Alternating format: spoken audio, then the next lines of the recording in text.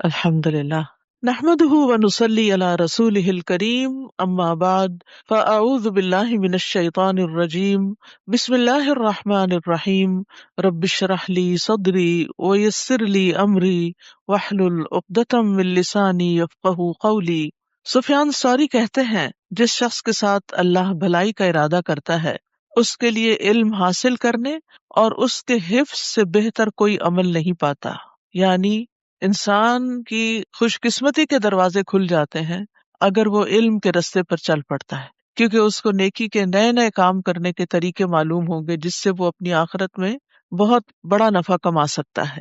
تو جو شخص علم حاصل کرتا ہے اور صرف علم حاصل ہی نہیں کرتا، صرف ریسیو نہیں کرتا بلکہ اس کو ریٹین بھی کرتا ہے، اس کو یاد بھی رکھتا ہے۔ یعنی حفظ کرنے کا مطلب یہ نہیں کہ صرف اس وقت رٹ لیا جائے بلکہ اس کو عمل کے وقت یاد بھی رکھا جائے، تو ایسا شخص ہی خوش قسمت ہے اور وہ سمجھے کہ اللہ نے اس سے بھلائی کا ارادہ کر لیا ہے۔ حسن بن صالح کہتے ہیں لوگ یقیناً اپنے دین میں اسی طرح اس علم کے محتاج ہوں گے جس طرح اپنی دنیا میں کھانے پینے کے محتاج ہوتے ہیں، یعنی ہمارے جسم کو جیسے کھانے پینے کی ضرورت ہوتی ہے اسی طرح دین کے معاملے میں ہمیں علم کی ضرورت ہوتی ہے، علم کی محتاجی ہوتی ہے۔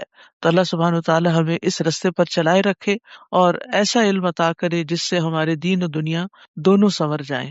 19واں کے نام سے جو بے انتہا مہربان نہایت رحم فرمانے والا ہے، اور جو لوگ ہم سے ملنے کی امید نہیں رکھتے وہ کہتے ہیں ہم پر فرشتے کیوں نہیں اترے، یا ہم ہی اپنے رب کو آنکھوں سے دیکھ لیں۔ یہ اپنے دل میں بہت بڑے بن بیٹھے ہیں اور بہت بڑی سرکشی میں مبتلا ہو چکے ہیں۔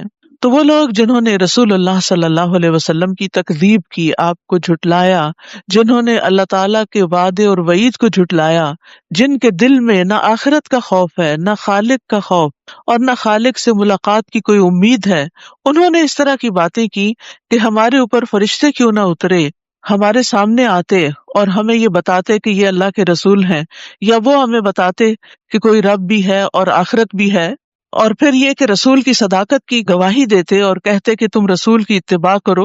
تو یہ بات انہوں نے کسی واقعی حقیقی ضرورت کے تحت نہیں کی بلکہ اس کا سبب صرف تکبر اور سرکشی ہے، کیونکہ انہوں نے اپنے دل میں اپنے آپ کو بہت بڑا سمجھ رکھا ہے۔ یعنی انسان جب خود کو بڑی چیز سمجھتا ہے تو پھر وہ دوسرے سے بڑی بڑی ایکسپیکٹیشنز بھی رکھتا ہے اور مطالبے بھی کرتا ہے۔ تو یہاں پر اللہ سبحانہ وتعالیٰ فرماتے ہیں کہ انہوں نے بہت بڑی سرکشی کی اور اسی وجہ سے وہ حق بات سننے کو تیار نہیں۔ یوم یرون الملائکۃ لا بشری یومئذ للمجرمین، جس دن یہ فرشتوں کو دیکھیں گے وہ دن ایسے مجرموں کے لیے کوئی خوشی کا دن نہ ہوگا۔ وہ پکار اٹھیں گے کہ ہم تو تم سے پناہ مانگتے ہیں۔ سب سے پہلا کون سا دن ہوگا جس میں انسان فرشتوں کو دیکھیں گے؟ موت کا۔ جب موت کا وقت آتا ہے تو جان لینے والے فرشتے تحت نگاہ آ کر اس کے پاس بیٹھ جاتے ہیں، پھر ملک الموت آتے ہیں اور اس کی روح نکال کر ان فرشتوں کو دے دیتے ہیں، جو پھر نیک ہو تو اچھے کفن میں روح کو لپیٹتے ہیں اور برے انسان کے لیے گندے غلیظ کفن میں لپیٹ کر، ٹاٹ میں لپیٹ کر اس کو اوپر لے جاتے ہیں۔ دوسرا کون سا موقع ہے جب انسان فرشتوں کو دیکھیں گے؟ قبر میں دیکھیں گے، منکر نکیر کی شکل میں دیکھیں گے۔ اور تیسرا موقع کون سا ہے؟ یوم حشر، میدان حشر میں دیکھیں گے۔ تو ان تینوں مواقع پر دو طرح کے فرشتے ہیں۔ نیک لوگوں کے لیے اچھے خوبصورت شکل والے خوشخبری دینے والے فرشتے ہیں، اور برے لوگوں کے لیے، مجرم لوگوں کے لیے عذاب کی وعید سنانے والے اور ان کی پٹائی کرنے والے فرشتے ہیں۔ کیونکہ مجرم لوگوں کی جب روح نکالی جاتی ہے تو فرشتے آ کر ان کو باقاعدہ ان کے چہروں پہ، ان کی پیٹھوں پہ مارتے ہیں، اور اسی طرح منکر نکیر بھی ان کو پھر ماریں گے، اور قیامت کے دن بھی ان کی سخت شامت آئے گی۔ تو اس لیے انسان کو صرف یہ نہیں سمجھنا چاہیے کہ فرشتے جو ہیں وہ آئے تو یہ بہت خوشی کا دن ہوگا، نہیں، جس دن یہ لوگ فرشتوں کو دیکھیں گے وہ دن ایسے مجرموں کے لیے کوئی خوشی کا دن نہ ہوگا، اور وہ پکار اٹھیں گے کہ ہم تو تم سے پناہ مانگتے ہیں۔ اب ہم فرشتے نہیں دیکھنا چاہتے، ابھی کیا کر رہے ہیں؟ فرشتوں کا مطالبہ کر رہے ہیں، اور اس دن کیا کہیں گے؟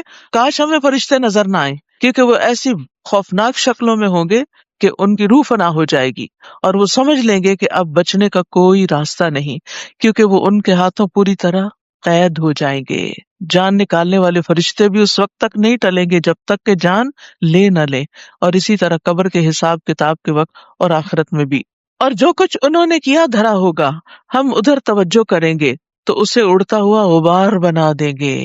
یعنی مجرموں کے جو اچھے کام تھے دنیا میں، وہ بھی قبولیت کے شرف سے محروم ہو جائیں گے. یعنی وہ کام ہوں گے کہ جو انہوں نے بظاہر کسی کی مدد کی ہوگی یا شہرت کے لیے کوئی اچھے اچھے کام کیے ہوں گے، لیکن چونکہ وہ کام اللہ کے لیے نہیں کیے ہوں گے، اللہ پر ایمان کے بغیر کیے ہوں گے، اس لیے ان کاموں سے ان کو کوئی فائدہ نہ ہوگا. اسی طرح کچھ اور لوگوں کے اعمال بھی غبار بن کے رہ جائیں گے. وہ کون لوگ ہیں؟ نبی صلی اللہ علیہ وسلم نے فرمایا، میں اپنی امت کے ان لوگوں کو جانتا ہوں جو قیامت کے دن سفید تہامہ پہاڑوں کی مثل ڈھیروں نیکیاں لے کر آئیں گے، لیکن اللہ ان کی نیکیوں کو فضا میں پھیلے ہوئے غبار کے باریک ذروں کی طرح کر دے گا. یعنی وہ چھوٹے چھوٹے دھوپ کی اگر ایک روشنی کی کرن آ رہی ہو نا، تو اس میں آپ خاکی ذرات دیکھ سکتے ہیں، تو ان کے اعمال اتنے باریک ذروں میں اڑا دیے جائیں گے. یہ کون لوگ ہوں گے؟ کیا یہ کوئی کافر یا منافق یا مشرک یا مجرم ہوں گے؟ نہیں، بے شک وہ تمہارے ہی بھائی ہوں گے، تمہاری ہی نسل سے ہوں گے، رات کو تمہاری طرح قیام کریں گے، یعنی تراویح وغیرہ بھی پڑھیں گے، لیکن وہ تنہائیوں میں اللہ کے حرام کردہ امور کا ارتکاب کریں گے جن سے ان کو روکا گیا ہوگا. یعنی اکیلے میں وہ حرام کام کرتے ہوں گے. تب حرام کاموں کے اندر بہت ساری چیزیں آ جاتی ہیں، جس میں فحش کام بھی آ جاتے ہیں، زنا آ جاتا ہے، اسکرین کے اوپر غلط چیزیں سننا دیکھنا، یہ چیزیں بھی آتی ہیں. اسی طرح چپ کے غیبت کرنا، یا اور اسی طرح کے جن چیزوں کو بھی اللہ نے حرام قرار دیا ہے وہ ان کا ارتکاب کریں گے. تو ایک مومن جو ہوتا ہے وہ باطن اور ظاہر میں نیک ہوتا ہے، وہ تنہائی میں بھی اپنے رب سے ڈرتا ہے اور سب کے سامنے بھی اپنے رب سے ڈرتا ہے. وہ صرف ایک پبلک فگر نہیں ہوتا کہ اس نے لوگوں کے سامنے کوئی نیکی کے جھنڈے لہرائے ہوئے ہوں تو لوگ اس کو واہ واہ کریں. نہیں، وہ اپنی تنہائی میں بھی اللہ کے سامنے روتا ہے اور ڈرتا ہے، اور یہ انتہائی ضروری ہے، ورنہ انسان کے نیک اعمال بھی ضائع ہونے کا اندیشہ ہے. اصحاب الجنت یومئذ خیر مستقرا واحسن مقیلا. اس دن اہل جنت کا ٹھکانہ ہی یعنی جنت ہوگا، اور وہ بہترین ٹھکانہ ہوگا اور بہترین قیلولہ کرنے کا مقام ہوگا. احسن مقیلا یعنی دوپہر کو آرام کرنے کا بہترین مقام ان کو ملے گا. یعنی اس سے پتہ چلتا ہے کہ قیلولہ کی کتنی اہمیت ہے، کہ اہل جنت بھی قیلولہ کریں گے، یعنی ساری نعمتوں کو انجوائے کرتے ہوئے. آپ نے دیکھا ہوگا عید کے دن جیسے آپ بہت زیادہ خوش ہوتے ہیں اور اچھا کھاتے پیتے ہیں، پھر اس کے بعد آپ کا دل کیا چاہتا ہے؟ تھوڑی دیر سستانے کو. تو جنت میں اگرچہ ہر طرف نعمتیں اور راحتیں ہی ہوں گی، لیکن ان کو پا کر بھی انسان کا دل چاہے گا کہ اب تھوڑی دیر کے لیے سستا لوں. قیلولہ جو ہے یہ سنت ہے اور ایک عبادت سمجھ کر کرنا چاہیے، اور اس کے دنیاوی بھی بہت سے فائدے ہیں. اور اگر انسان بالکل قیلولہ نہیں کرتا تو رسول اللہ صلی اللہ علیہ وسلم نے فرمایا، قیلولہ کرو، بے شک شیاطین قیلولہ نہیں کرتے. اور قیلولہ کو 2 گھنٹے کی سلیپ نہیں ہوتی، بلکہ چند منٹ کے لیے بھی آنکھیں بند کر کے خاموش ہو کے اپنے آپ کو شٹ ڈاؤن کر لینا چاہیے. انس رضی اللہ عنہ کہتے ہیں کہ ام سلیم نبی صلی اللہ علیہ وسلم کے لیے چمڑے کا فرش بچھا دیتی تھی، یعنی بیڈ سا بنا دیتی تھی، اور آپ ان کے ہاں اسی چمڑے کے فرش پر قیلولہ کرتے تھے. حضرت عمر سے روایت ہے، وہ کہتے ہیں کہ ابن مسعود کے دروازے پر کبھی کبھار قریش کے مرد بیٹھا کرتے تھے. جب سایہ ڈھل جاتا تو ابن مسعود کہتے، اٹھ جاؤ، اب جو قیلولہ کرنے سے باقی رہ گیا وہ شیطان کا حصہ ہے. اس کے بعد وہ جس آدمی کے پاس بھی گزرتے اس کو کام سے اٹھا دیتے تھے کہ اٹھو اور قیلولہ کرو، یعنی اتنا اپنے لیے اہم قرار دیتے. اسحاق بن عبداللہ کہتے ہیں، قیلولہ کرنا نیک لوگوں کے عمل سے ہے، یہ دل کو مضبوط کرنے والا ہے اور رات کے قیام پر قوت دینے والا ہے. یعنی قیلولہ سے رات کا قیام آسان ہو جاتا ہے. اس دن آسمان کو چیرتے ہوئے ایک بادل نمودار ہوگا اور فرشتوں کے پرے اتار دیے جائیں گے. اس دن حقیقی بادشاہی رحمان کی ہوگی اور یہ دن کافروں کے لیے بڑا سخت ہوگا. اس دن ظالم اپنے ہاتھوں کو کاٹے گا اور کہے گا، کاش میں نے رسول کے ساتھ ہی اپنی روش اختیار کی ہوتی، رسول کے ساتھ ہی اپنا راستہ بنایا ہوتا. تو یاد رکھیے، قیامت کے دن جن باتوں پر انسان کو سخت ندامت ہوگی، پریشانی ہوگی، اور انسان اپنے ہی ہاتھوں کو کاٹے گا اور اپنے آپ کو ملامت کرے گا، ان میں سے ایک بات یہ کہ اس نے رسول کا طریقہ، سنت کا طریقہ کیوں نہیں اپنایا. ام سلمہ سے مروی ہے کہ انہوں نے نبی صلی اللہ علیہ وسلم کو منبر پر یہ فرماتے ہوئے سنا، اے لوگو، جس وقت میں حوض پر تمہارا منتظر ہوں گا اور تمہیں گروہ در گروہ لایا جائے گا اور راستے تمہیں متفرق کر دیں گے، یعنی ادھر ادھر ہو جاؤ گے، تو میں تمہیں آواز دے کر کہوں گا کہ اس راستے کی طرف آ جاؤ، تو میرے پیچھے سے ایک منادی پکار کر کہے گا، انہوں نے آپ کے بعد دین کو بدل دیا تھا، اس پر میں کہوں گا یہ لوگ دور ہو جائیں، یہ دور ہو جائیں۔ یعنی وہ طریقہ جو نبی صلی اللہ علیہ وسلم چھوڑ کر گئے اور جس پر صحابہ قائم رہے اور جس پر بعد کی جنریشنز قائم رہی، اس طریقے کو چھوڑ کر تجدید کے نام پر اور ماڈرنزم کے نام پر دین میں نئے نئے کانسیپٹس ایجاد کر دینا اور اجماع کے راستے سے ہٹ جانا، یہ انسان کے لیے بہت خطرناک طریقہ ہے، اور قیامت کے دن اس پر انسان کو ایسی ندامت ہوگی کہ کاش میں وہی طریقہ اختیار کرتا جو رسول اللہ صلی اللہ علیہ وسلم کا طریقہ تھا۔ یا ویلتا لیتنی لم اتخذ فلانا خلیلا، کاش میں نے فلاں شخص کو دوست نہ بنایا ہوتا، کیونکہ عام طور پر انسان ایسے دوستوں کے ہاتھوں بہکتا ہے، وہ کسی خاص راستے پہ چلتے ہیں اور پھر جو ان کے قریبی یا لائک مائنڈیڈ لوگ ہوتے ہیں ان کو بھی اپنی طرف گھسیٹتے ہیں یا گھسیٹنے کی کوشش کرتے ہیں، تو اس وقت انسان اس بات کے لیے تو اپنے آپ کو ملامت کرے گا ہی کہ اس نے رسول کا راستہ کیوں نہ اختیار کیا، ساتھ ہی وہ اپنے اس دوست کو بھی برا بھلا کہے گا جس نے اس کو اصل راستے سے ہٹا کر گمراہی کے راستے پہ ڈال دیا۔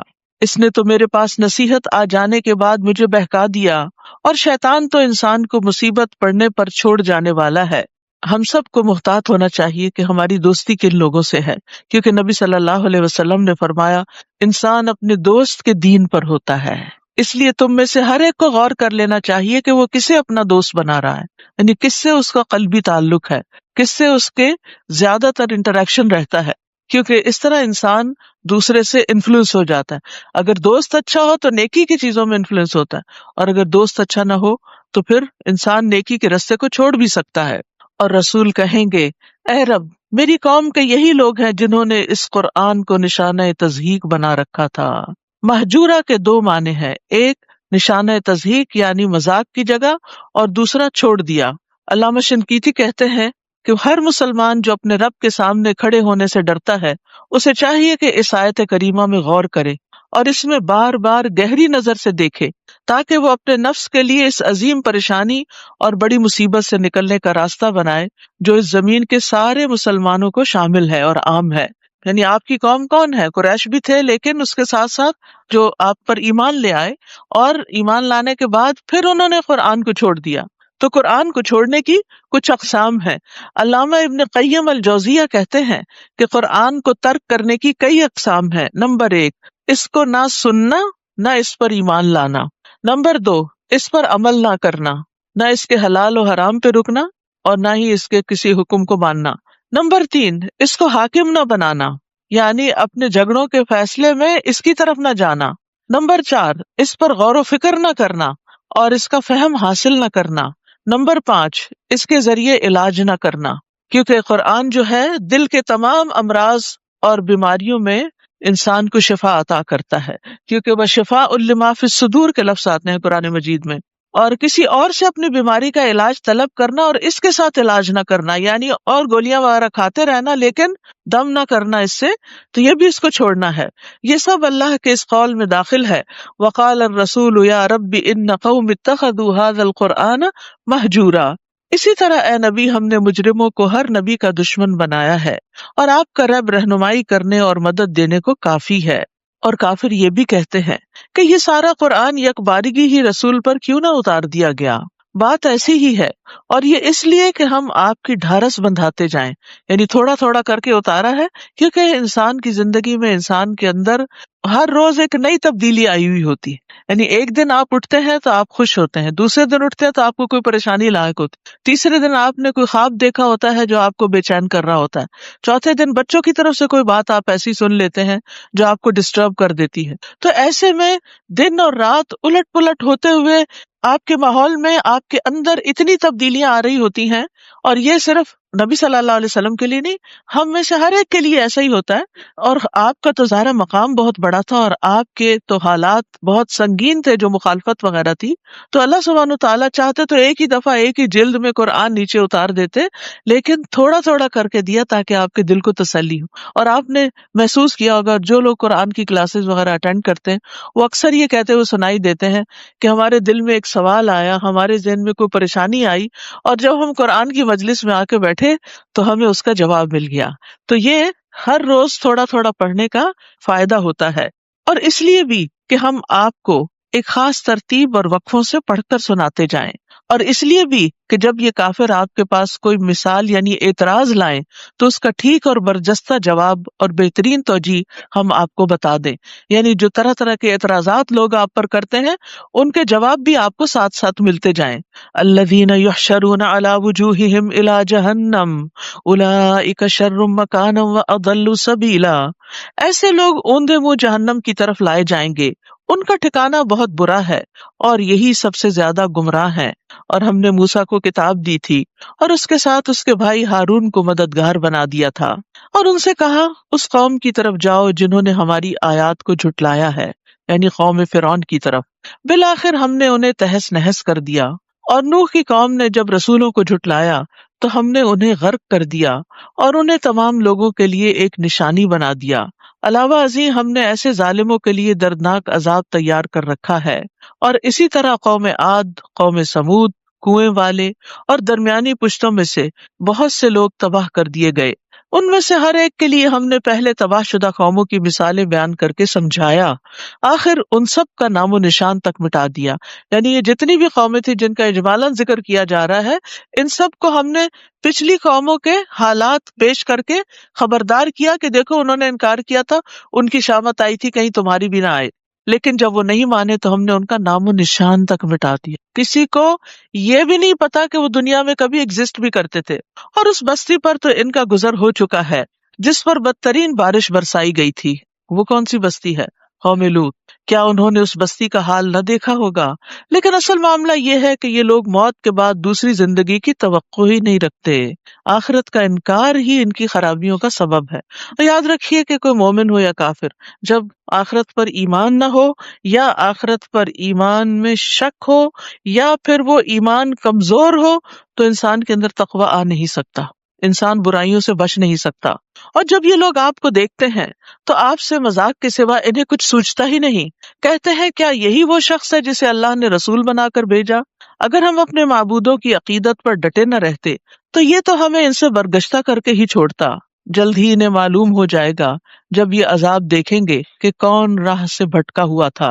أَرَأَيْتَ مَنِ اتَّخَذَ إِلَٰهَهُ هَوَاهُ أَفَأَنتَ تَكُونُ عَلَيْهِ وَكِيلًا. بھلا آپ نے اس شخص کے حال پر غور کیا جس نے اپنی خواہش ہی کو الہ بنا رکھا ہے؟ ایسے شخص کو راہ راست پر لانے کے آپ ذمہ دار بن سکتے ہیں؟ خواہش کو الہ بنانا، اپنی خواہشات کو سب سے اوپر رکھنا، اللہ کا حکم پیچھے کر دینا اور جو دل میں آیا ہے اس کو فالو کرنا، یعنی اپنی خواہشوں کی اطاعت کرنا، ایسا ہے جیسے گویا کہ وہ الہ بن جائے. اور خواہش انسان کو پھر ہر فساد کی طرف لے جاتی ہے، کیونکہ ان النفس لامارۃ بالسوء، خواہشات نفس سے ہوتی ہیں اور نفس انسان کو برائی پر اکساتا رہتا ہے. اور خواہش کی پیروی ہی گمراہی کا باعث ہے. فرمایا وَلَا تَتَّبِعِ الْهَوَىٰ فَيُضِلَّكَ عَن سَبِيلِ اللَّهِ. اور خواہش نفس کی پیروی نہ کرنا ورنہ یہ بات تمہیں اللہ کی راہ سے بھٹکا دے گی. لیکن انسان بہتے بہتے کہاں جا گرتا ہے؟ جہنم میں. نبی صلی اللہ علیہ وسلم نے فرمایا کتنے ہی لوگ ایسے ہیں جو اپنی خواہش نفس کو پورا کرنے میں لگ جاتے ہیں، ان کے لیے قیامت کے دن آگ کے سوا کچھ نہیں ہوگا. یہ کیسے ہے؟ جیسے مثال کے طور پر نماز کے وقت آپ کو نیند آ رہی ہے اور آپ کا الارم بج رہا ہے اور آپ اس کو بند کر دیتے، آپ کو پتہ ہے نماز کا وقت چلا جائے گا لیکن آپ اٹھ کے ہی نہیں دیتے. اسی طرح روزہ رکھنے کی بجائے کھانا پینا آپ کی بہت بڑی خواہش ہے کہ آپ اس پہ کنٹرول نہیں کر سکتے تو اللہ کا حکم پیچھے کر دیا. اسی طرح آپ کو اپنی کمفرٹیبل لائف بہت پسند ہے تو حج پہ جانا آپ کو مشکل لگتا ہے تو آپ نے اپنی خواہش نفس کی پیروی کی. پھر اسی طرح لوگوں کے ساتھ معاملات میں خواہش نفس میں انسان کی دوسروں کے اوپر حکم چلانا، تحکم اختیار کرنا، ان کو لیٹ ڈاؤن کرنا، یا جو دل میں آئے بولے چلے جانا یا جو دل میں آئے سنتے چلے جانا، تو یہ ساری چیزیں خواہشات نفس سے تعلق رکھتی ہیں. انسان کے جنسی معاملات میں، انسان کی خواہشات میں حلال و حرام کی پرواہ نہ کرنا، بیوی کو چھوڑ کر اور حرام طریقوں سے اپنی خواہش پوری کرنا، یہ ساری چیزیں اسی میں شامل ہو جاتی ہیں. یعنی جو بھی حرام راستے ہیں، ناجائز راستے ہیں، وہ اسی طرف انسان کو لے جاتے ہیں. یا آپ یہ خیال کرتے ہیں کہ ان میں اکثر سنتے اور سمجھتے ہیں؟ یہ تو مویشیوں کی طرح ہیں، بلکہ ان سے بھی گئے گزرے. جیسے مویشی ہوتا ہے نا، گائے بھینس وغیرہ، ان کو صرف اپنی خواہش پوری کرنے کا ہی پتا ہوتا ہے کہ انہوں نے کھانا پینا ہے اور بچے پیدا کرنے ہیں، اور بس ان کی زندگی میں کوئی اور بڑے مقاصد نہیں ہوتے. آپ دیکھتے نہیں کہ تمہارا رب کس طرح سایہ پھیلا دیتا ہے. اگر وہ چاہتا تو اسے وہیں ساکن ہی رہنے دیتا، اسٹل کر دیتا. جیسے ہماری لائٹس آن آف ہوتی ہیں، ایسے ہی سورج بھی آن آف ہو جاتا. پھر ہم نے سورج کو اس پر رہنمائی کرنے والا بنایا. اور یہ بھی آپ دیکھیں، صرف اگر ایک ہی جگہ پر سورج چمکتا رہتا تو کتنی عجیب سی یہ دنیا ہوتی. لیکن اب دھیرے دھیرے اٹھتا ہے اور پھر روشن ہو جاتا ہے، اور پھر دھیرے دھیرے غروب ہوتا ہے، اور اس میں ایک سکون کی کیفیت ہوتی ہے. اور پھر اس سے اوقات کا بھی پتہ چلتا رہتا ہے کہ صبح ہے، یہ شام ہے. اور پھر جیسے جیسے سورج بلند ہوتا جاتا ہے، ہم اس سائے کو آہستہ آہستہ اپنی طرف سمیٹتے جاتے ہیں. اور وہی تو ہے جس نے تمہارے لیے رات کو لباس، نیند کو باعث آرام اور دن کو جی اٹھنے کا وقت بنایا. اور وہی تو ہے جو اپنی رحمت یعنی بارش سے پیشتر ہواؤں کو بشارت بنا کر بھیجتا ہے. اور ہم نے ہی آسمان سے صاف ستھرا پانی اتارا ہے تاکہ ہم اس پانی سے مردہ علاقے کو زندہ کر دیں اور اپنی مخلوق میں سے بہت سے جانوروں اور انسانوں کو سیراب کریں. ہم نے یہ بات مختلف طریقوں سے ان کے سامنے بیان کی ہے تاکہ وہ کچھ سبق حاصل کریں، لیکن اکثر لوگ کفر کے سوا کوئی اور بات تسلیم ہی نہیں کرتے. اور اگر ہم چاہتے تو ہر بستی میں ایک ڈرانے والا پیغمبر بھیج دیتے. طائف میں الگ ہوتا، مکہ میں الگ، مدینہ میں الگ، لیکن اللہ کا یہ طریقہ نہیں. اللہ کو معلوم ہے کہ ایک ہی نبی سب کے لیے کافی ہے.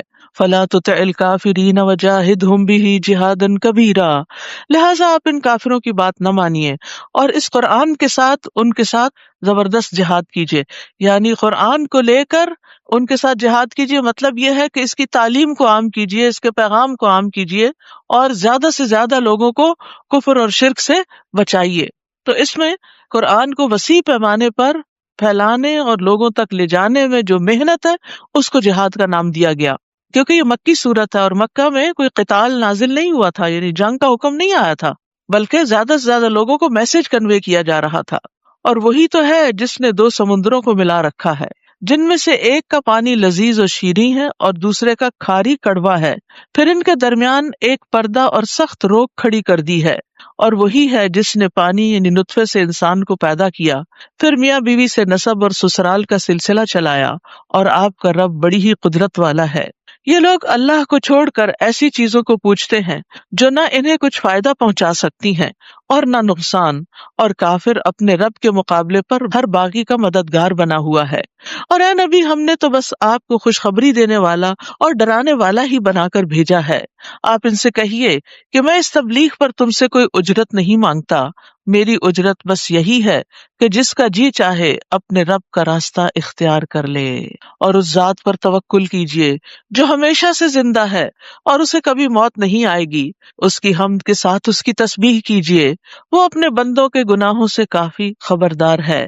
یعنی اپنے بندوں کے بارے میں خوب جانتا ہے کہ وہ کیا کیا گناہ کرتے ہیں. استغفر اللہ. اس لیے انسان لوگوں سے ڈرے تو فائدہ کوئی نہیں، لوگوں سے چھپ کے گناہ کرے تو فائدہ نہیں. کیونکہ گناہ کا اصل نقصان جہاں ہے یا جس کی طرف سے گناہ پہ سزا ملنے والی، وہ تو ہر جگہ ہی دیکھ رہا ہے. لوگ دیکھ رہے ہوں یا نہ دیکھ رہے ہوں، وہ ہر جگہ دیکھ رہا ہے. تو اس لیے چھپ کے بھی گناہ کرنے کا فائدہ نہیں، کیونکہ وہ بھی اللہ کی نظر میں ہے. کون ہے اللہ؟ الذی خلق السماوات والارض، جس نے آسمانوں اور زمین اور جو کچھ ان کے درمیان ہے سب کچھ 6 دنوں میں پیدا کیا، پھر وہ عرش پر مستوی ہوا. وہی رحمان ہے، اس کا حال کسی باخبر سے پوچھ لیجئے. یعنی جو رحمان کی معرفت رکھتا ہے، رحمان کو پہچانتا ہے، اس سے معلوم کیجئے کہ رحمان کون ہے اور اس کی رحمت کیا ہے. اور جب انہیں کہا جاتا ہے کہ رحمان کو سجدہ کرو تو کہتے ہیں رحمان کیا ہوتا ہے؟ کیا ہم اس کو سجدہ کریں جس کا تو ہمیں حکم دیتا ہے؟ اور یہ دعوت ان کی نفرت میں مزید اضافہ کر دیتی ہے. اور اس کا تجربہ آپ نے بھی کیا ہوگا کہ کچھ لوگوں کو جب آپ نماز کا کہتے ہیں تو وہ اور زیادہ آپ سے چڑھ جاتے ہیں اور زیادہ آپ سے متنفر ہوتے ہیں، دور بھاگتے ہیں. کہ ان کے پاس نہیں پٹکنا کیونکہ یہ پھر نماز کا پوچھیں گے. تو یہاں پر جو اللہ سبحانہ تعالیٰ کی صفت الرحمن استعمال ہوئی ہے اور رحمان کے بارے میں پوچھنے کا بھی کہا گیا کہ پوچھو کہ رحمان کون ہے، تو یاد رکھیے کہ اللہ کے خاص ناموں میں سے ہے. یہ نام اللہ کے سوا کسی اور کا رکھا نہیں جا سکتا. اللہ کے سوا کسی اور کو رحمان نہیں کہا جا سکتا. اور یہ الرحمن اور الرحیم دونوں نام جو ہے یہ رحمت سے مشتق ہے. اور رحمت کا لغوی معنی ہوتا ہے نرم دلی اور شفقت کرنا، مہربانی کا سلوک کرنا. اور رحمان میں رحیم سے زیادہ مبالغہ پایا جاتا ہے. اور اللہ کی رحمت نے ہر چیز کو گھیرا ہوا ہے. اللہ نے اپنی ذات پر رحمت کو لازم کر رکھا ہے. اس کی رحمت اس کے غضب پر حاوی ہے. زمین میں اس کی رحمت کا صرف ایک حصہ ہے جو ساری مخلوقات کو دیا گیا ہے. تو ہمیں بھی کوشش کرنی چاہیے کہ ہم بندوں پر مہربان ہوں اور اللہ کی رحمت کو پانے والے کام کریں. تو اللہ کی رحمت کن کاموں سے آتی ہے؟ سب سے پہلے تو اللہ پر ایمان لانے سے، پھر اللہ اور اس کے رسول کی اطاعت سے، وَأَطِیعُوا اللَّهَ وَالرَّسُولَ لَعَلَّکُمْ تُرْحَمُونَ، پھر قرآن کی پیروی اور تقوی اختیار کرنے سے، نیک اعمال کرنے سے، جیسے نماز پڑھنا، اللہ کے راستے میں جہاد اور ہجرت کرنا، اللہ کا ذکر بلند کرنا اور دوسروں پر رحم کرنا. حدیث میں آتا ہے الراحمون یرحمہم الرحمن، رحم کرنے والے رحمان ان پہ رحم کرے گا. یعنی اس کی رحمت ہے تو بہت عام، لیکن کفر کرنے والوں کے لیے نہیں، شرک کرنے والوں کے لیے نہیں، بلکہ اس کے برعکس اطاعت کرنے والوں کے لیے ہے جو یہ سب کام کرتے ہیں. بابرکت ہے وہ ذات جس نے آسمان میں برج بنائے. برج فرشتوں کے خاص مقامات ہوتے ہیں جہاں وہ اپنے کچھ امور طے کرتے ہیں، اور شیاطین بھی بعض اوقات وہیں جا کے چھپنے کی کوشش کرتے تھے. بابرکت ہے وہ ذات جس نے آسمان میں برج بنائے اور آسمان میں چراغ یعنی سورج اور چمکتا ہوا چاند پیدا کیا. اور وہی ہے جس نے رات اور دن کو بار بار ایک دوسرے کے بعد آنے والا بنایا. اب جو چاہے اس سے سبق حاصل کر لے اور جو چاہے شکر گزار بنے. رات اور دن ایک دوسرے کے پیچھے آتے جاتے ہیں. اللہ نے ان کو یاد دہانی کا ذریعہ بھی بنایا ہے. دن آتا ہے پھر رات آتی ہے، تاکہ جو کام دن میں چھوٹ جائیں وہ رات کو کر لیں، جو رات میں چھوٹ جائیں وہ دن کو کر لیں. یعنی اگر دن میں کچھ نیکیوں میں کمی رہ گئی ہے تو رات کو پوری کر لیں، اور اگر رات میں کوئی رہ گئی ہے تو دن میں، اگر رات کی نماز رہ گئی کسی وجہ سے تو دن میں وہ نوافل ادا کر لیں، اور اگر دن میں کوئی کمی بیشی رہ گئی تو رات کو اٹھ جائیں. کیونکہ انسان کی طبیعتیں بھی بدلتی رہتی ہیں، کبھی اچھا حال ہوتا ہے، کبھی بیزار ہوتا ہے، کبھی تھکن ہوتی ہے، کبھی آرام کی کیفیت ہوتی. تو اگر تھکن کی کیفیت میں کوئی نیک عمل رہ گئے یعنی دن کے کام کاج میں، تو رات کے آرام کے ساتھ ان کو پورا کر لیں. اور پھر یہاں سے عباد الرحمان کی صفات شروع ہوتی ہیں. رحمان کے بندے جو خاص بندے ہیں، وہ پیچھے رحمان کا ذکر ہوا نا، تو اب رحمان کے بندے وہ ہیں جو یہ کام کریں تاکہ وہ رحمان کی رحمت کو پائیں. وہ کون ہے؟ وَعِبَادُ الرَّحْمَنِ الَّذِينَ يَمْشُونَ عَلَى الْأَرْضِ هَوْنًا، اور رحمان کے حقیقی بندے وہ ہیں جو زمین پر انکساری کے ساتھ چلتے ہیں، عاجزی کے ساتھ چلتے ہیں. اور اگر جاہل ان سے مخاطب ہوں تو بس سلام کہہ کر کنارہ کش رہتے ہیں. یعنی جہالت کے جواب میں بھلی بات کرتے ہیں، بد کلامی نہیں کرتے، فحش گوئی نہیں کرتے، بد مزاجی سے نہیں کام لیتے، اور اس کے ساتھ ساتھ ان کی چال بھی بہت آرام والی ہوتی ہے. آرام سے مراد یہ نہیں کہ سست چال ہوتی ہے، بلکہ قدم جما کے، شور کیے بغیر اور بھاگے دوڑے بغیر، دوسروں کو تکلیف دیے بغیر باوقار اور پرسکون انداز میں چلتے ہیں. کیونکہ چال بھی انسان کی شخصیت کی عکاس ہوتی ہے. اور جو اپنے رب کے حضور سجدہ اور قیام میں راتیں گزارتے ہیں. الحمدللہ اگر سارا سال نہیں تو رمضان میں، اور رمضان سارا بھی نہیں تو رمضان کے آخری عشرے میں راتیں عبادت میں گزرتی ہیں. تو رات کی نماز کی بہت اہمیت ہے. نبی صلی اللہ علیہ وسلم نے فرمایا جس آدمی نے رات کے قیام میں 10 آیتیں تلاوت کی اس کے لیے اجر کا ڈھیر لکھا جاتا ہے، اور یہ ڈھیر دنیا اور جو کچھ اس میں اس سے بہتر ہے. رسول اللہ صلی اللہ علیہ وسلم نے یہ بھی فرمایا کہ فرض نماز کے بعد سب سے فضیلت والی نماز رات کی نماز ہے، یعنی تہجد کی نماز. نبی صلی اللہ علیہ وسلم نے یہ بھی فرمایا سلام پھیلاؤ، اچھی گفتگو کرو، صلہ رحمی کرو، اور راتوں کو جب لوگ سو رہے ہوں تو تم قیام کرو، تم سلامتی کے ساتھ جنت میں داخل ہو جاؤ گے. والذین یقولون ربنا اصرف عنا عذاب جہنم ان عذابها کان غراما، اور وہ جو کہتے ہیں اے ہمارے رب جہنم کے عذاب سے ہمیں بچائے رکھنا، کیونکہ اس کا عذاب ٹلنے والا نہیں، اس کی ہیٹ کم نہیں ہوگی، زیادہ ہی ہوگی۔ یعنی ہوتا ہے نا کہ جب گرمی آتی ہے تو انسان تھوڑا اس سے مانوس ہوتا ہے، تو پھر گرمی کم لگتی ہے، شروع میں ایک دم جب چینج ہوتی ہے تو طبیعت پہ بڑی بھاری گزرتی ہے۔ جہنم میں کیا ہوگا کہ آگ سے جب تھوڑا سا بھی مانوس ہونے لگے تو اس کی ہیٹ انکریز کر دی جائے گی۔ فَلَن نَزِيدَكُمْ إِلَّا عَذَابًا، ہم نہ اضافہ کریں گے مگر عذاب میں ہی، یعنی جہنم کے عذاب میں کمی نہیں ہوگی، بلکہ جب اس کی شدت ذرا کم محسوس ہونے لگی تو اس کا ٹیمپریچر اور اس کی سزائیں اور بڑھا دی جائیں گی۔ ہم سب کو خاص طور پر اس کی دعا کرنی چاہیے، کیونکہ فمن زحزح عن النار وادخل الجنت فقد فاز، کہ جو آگ سے بچا لیا گیا اور جنت میں داخل کر دیا گیا وہ کامیاب ہو گئے، یہ اصل کامیابی۔ اور یہاں سے تو ہمیشہ کے گھر میں داخل ہونا ہے نا، یعنی ہمیشہ کی زندگی کو شروع ہونا ہے، تو اس لیے بہت ضروری ہے کہ ہم اس کی فکر کریں اور جہنم سے پناہ مانگیں۔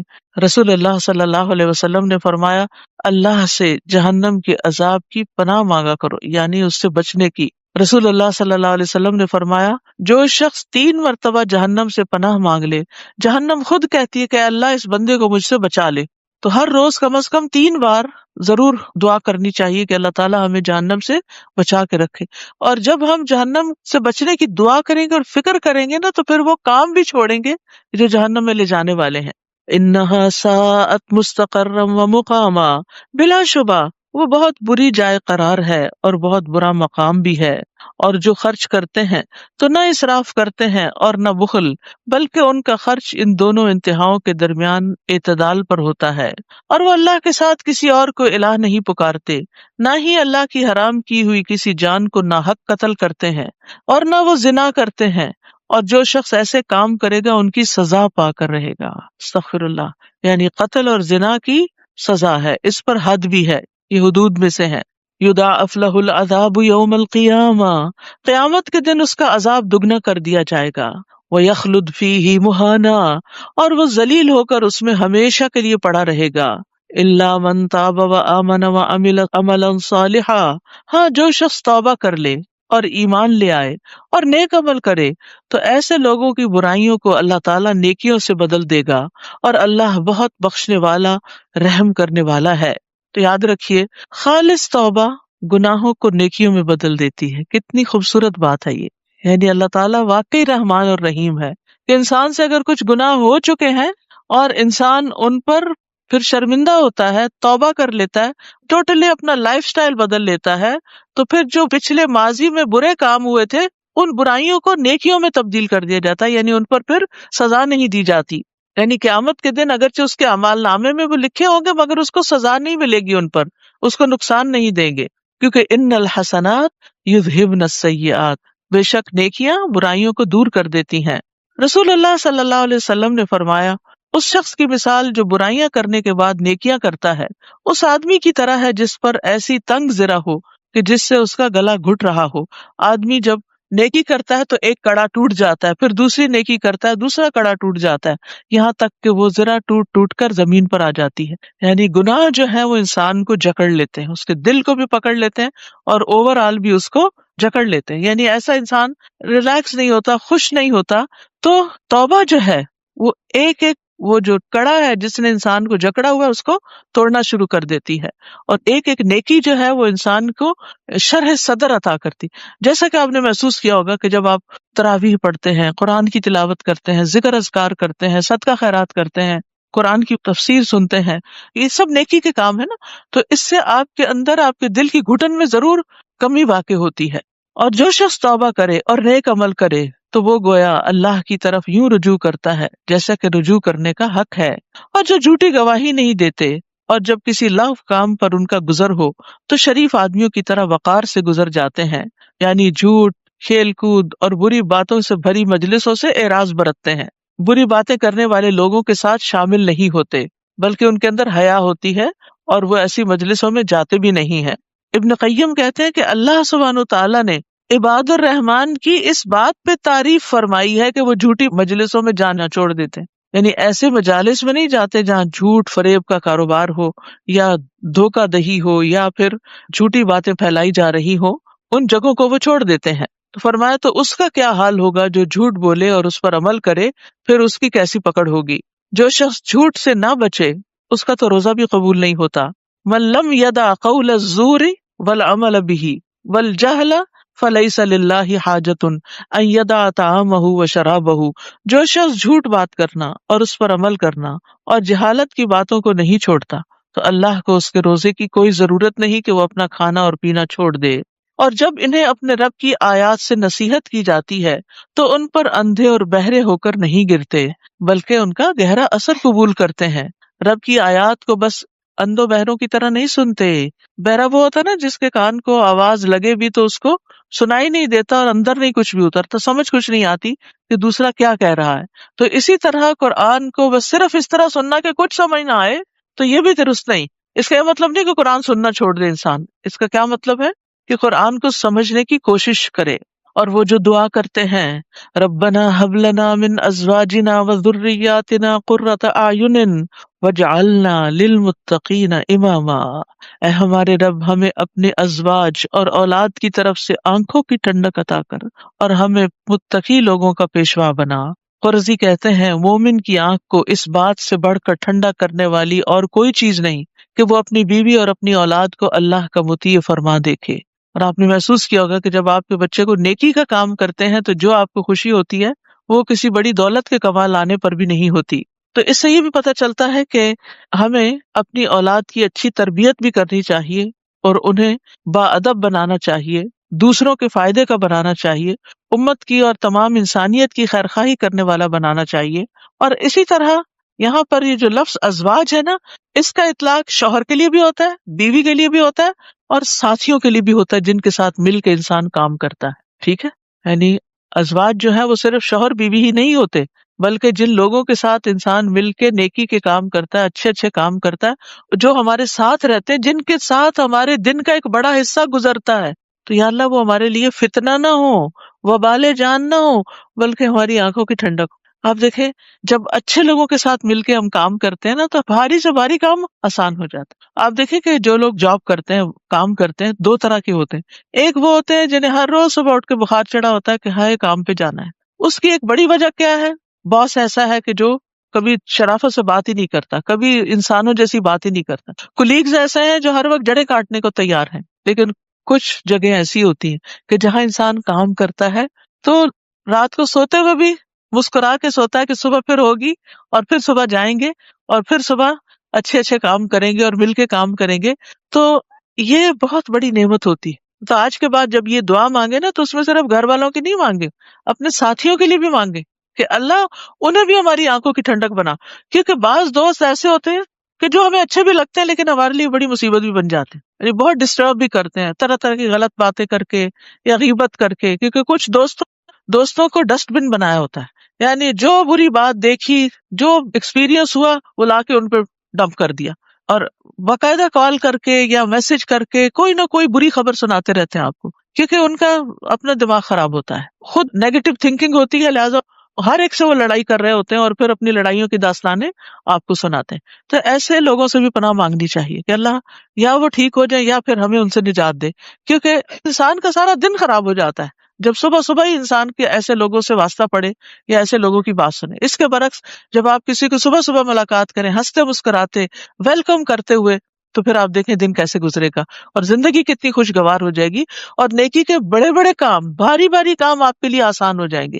اور پھر اس میں یہ بھی ہے کہ وَجَعَلْنَا لِلْمُتَّقِينَ إِمَامًا، کہ اللہ جو ہمارے فالوورز ہوں، جن کی ہم امامت کریں، وہ بھی متقی ہوں، کیونکہ جس انسان کے فالوورز متقی ہوتے ہیں وہ امام کو بھٹکنے نہیں دیتے۔ جیسے امام نماز پڑھا رہا ہوتا ہے، اتنی سی بھی غلطی کرے تو پیچھے والا اگر حافظ الرٹ ہے تو وہ کیا کرے گا، وہ زیر زبر کو بھی جانے نہیں دیتا آگے، لیکن اگر وہی غافل کھڑے ہیں پیچھے تو بڑی بڑی مسٹیکس کو چھوڑ دیتے ہیں۔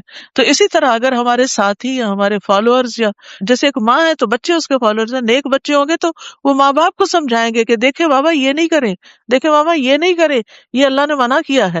جو یا اللہ ہمیں متقین کے بیچ میں رکھ، اور متقین کے ساتھ ہی ہم وتوفنا مع الابرار، نیک لوگوں کے ہاتھوں ہماری روح نکلے، اس وقت وہ ہمیں سنبھالنے والے ہوں، نیک لوگ ہمارا جنازہ پڑھنے والے ہوں، تاکہ ہماری آگے کی منزلیں بھی آسان ہوں.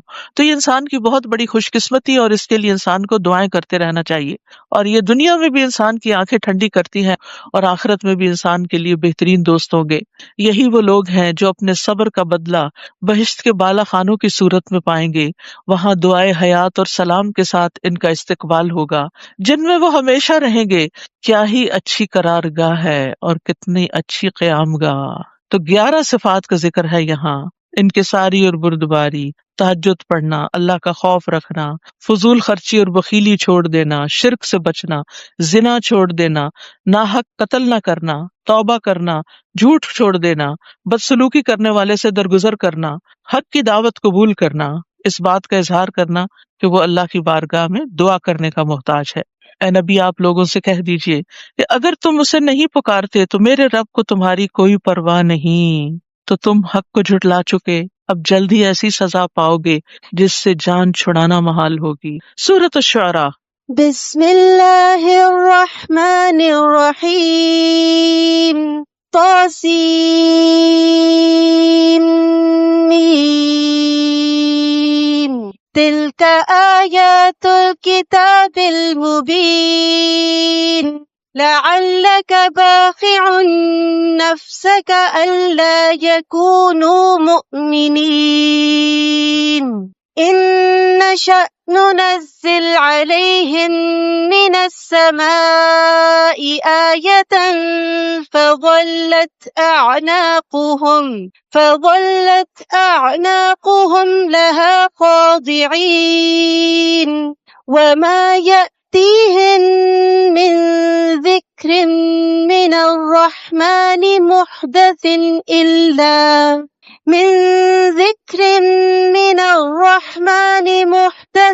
إلا كانوا عنه معرضين. شروع کرتی ہوں اللہ کے نام سے جو بے انتہا مہربان نہایت رحم فرمانے والا ہے. طاسیم میم، یہ وضاحت کرنے والی کتاب کی آیات ہیں.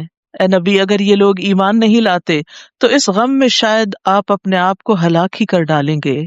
اگر ہم چاہتے تو ان پر آسمان سے کوئی معجزہ اتار دیتے جس کے آگے ان کی گردنیں جھک جاتی، اور ان کے پاس رحمان کی طرف سے جو بھی کوئی نئی نصیحت آتی ہے تو یہ اس سے منہ موڑ لیتے ہیں. یعنی ان کو قرآن میں کوئی انٹرسٹ نہیں ہوتا اور نبی صلی اللہ علیہ وسلم کی بات کی طرف کوئی توجہ نہیں دیتے. یہ لوگ تکذیب تو کر ہی چکے ہیں، تو اب جلد ہی انہیں ان باتوں کی حقیقی خبریں مل جائیں گی جن کا یہ مذاق اڑایا کرتے تھے. کیا انہوں نے زمین کو نہیں دیکھا کہ ہم نے اس میں کتنی کثیر مقدار میں ہر طرح کی عمدہ نباتات پیدا کی ہے. ان فی ذلک لآیہ وما کان اکثرهم مؤمنین، یقیناً اس میں ایک نشانی ہے لیکن ان میں اکثر ایمان لانے والے نہیں. وَإِنَّ رَبَّكَ لَهُوَ الْعَزِيزُ الرَّحِيمُ، بلا شبہ آپ کا رب ہر چیز پر غالب ہے اور رحم کرنے والا ہے. اس صورت میں 9 مقامات پر ان 2 آیات کی تکرار ہوئی ہے. سب سے پہلی آیت جس سے بات شروع کی گئی وہ کائنات کی نشانی ہے. آیات کونیہ میں سے ہے کہ لوگ کائنات کی نشانیوں پہ غور نہیں کرتے. اگر یہ غور کرتے تو اپنے رب کو پا لیتے، لیکن اکثر لوگ اسی وجہ سے مومن نہیں کہ غور و فکر کا طریقہ ان کا درست نہیں. اور یہاں اللہ تعالیٰ کی 2 صفات کا ذکر ہے، العزیز الرحیم. العزیز ایسی ہستی ہوتی ہے جس کا کوئی ادراک نہیں کر سکتا، اور وہ مخلوقات کی صفات سے بہت بلند ہوتی ہے، جس کا مرتبہ بہت بلند ہوتا ہے، جو کسی کے آگے جھکتا نہیں، جو عقل و فہم سے اتنا دور ہوتا ہے کہ اس کا احاطہ عقل سے نہیں کیا جا سکتا. وہ اپنی ذات میں بے نیاز ہوتا ہے، کسی کا محتاج نہیں ہوتا. وہ ایسی ہستی ہوتی ہے کہ جیسی کوئی اور ہستی ہے ہی نہیں، اور مخلوقات اس کی شدید محتاج ہیں، اس تک رسائی پانا مشکل ہوتا ہے. لیکن اس کے ساتھ چونکہ وہ رحیم ہے اس لیے وہ مخلوق کی دعائیں سنتا ہے. غالب ہے جس کو مغلوب نہیں کیا جا سکتا.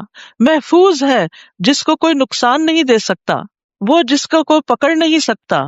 بھاگنے والے اس کو عاجز اور بے بس نہیں کر سکتے. اور الرحیم تو بہت رحم کرنے والا، بار بار رحم کرنے والا ہے، جو مساکین کی فریاد رسی کرتا ہے اور سب کے ساتھ شفقت کا معاملہ کرتا ہے، خواہ وہ اس کی اطاعت کریں یا نہ کریں.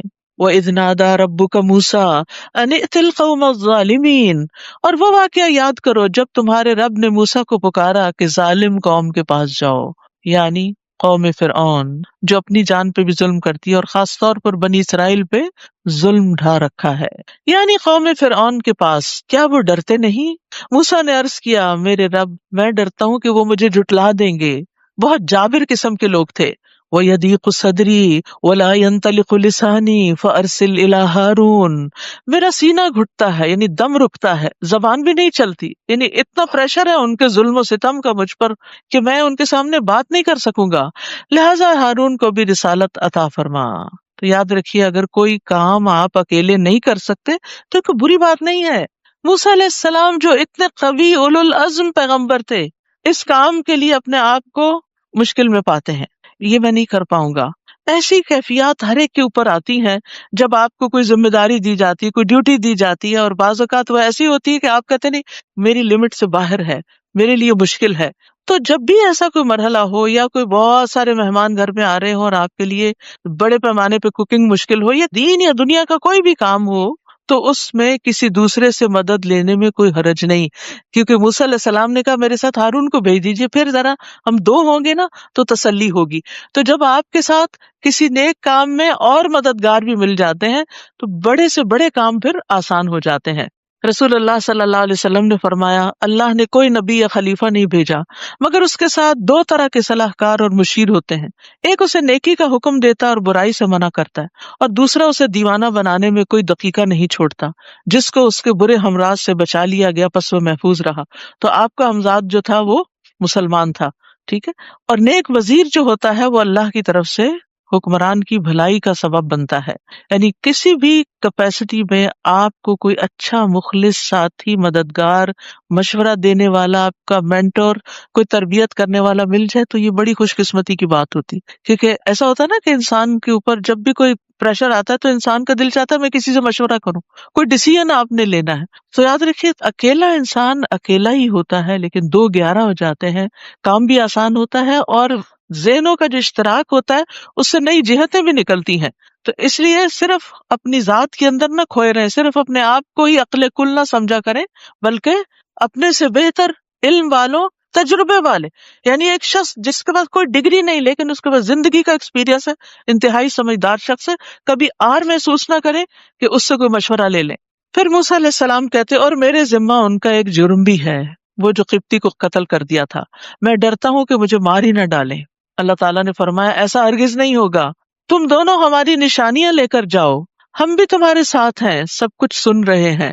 فرعون کے پاس جا کر اس سے کہو ہم رب العالمین کے رسول ہیں اور اس لیے آئے ہیں کہ تو بنی اسرائیل کو آزاد کر کے ہمارے ساتھ روانہ کر دے تاکہ ہم اپنے وطن واپس چلے جائیں. فرعون کہنے لگا کیا ہم نے تمہیں اپنے ہاں بچپن میں پالا نہ تھا اور تو نے اپنی عمر کے کئی سال ہمارے ہاں نہیں گزارے؟ وَفَعَلْتَ فَعَلَتَكَ الَّتِي فَعَلْتَ وَأَنْتَ مِنَ الْكَافِرِينَ، نیز تو نے وہ کام کیا جو کر کے چلا گیا اور تو ہے ہی ناشکرا. یعنی ہم نے تو تجھ پہ بڑا احسان کیا تھا لیکن تم نے ہمارا ہی بندہ مار ڈالا. موسیٰ نے کہا وہ کام تو اس وقت مجھ سے بھول چوک سے ہو گیا تھا، یعنی میرا ارادہ نہیں تھا، وہ تو قتل خطا تھا، لہٰذا میں تمہارے خوف سے بھاگ گیا. اعتراف کر لیا. کتنا ریلیوڈ فیل ہوتا ہے جب اپنی غلطی کو مان لیتا ہے یا اپنے کیے ہوئے کام کو اکنالج کر لیتا ہے کہ ہاں یہ میرا ہی کام ہے، چاہے دوسرے کو پسند نہ بھی آ رہا ہو.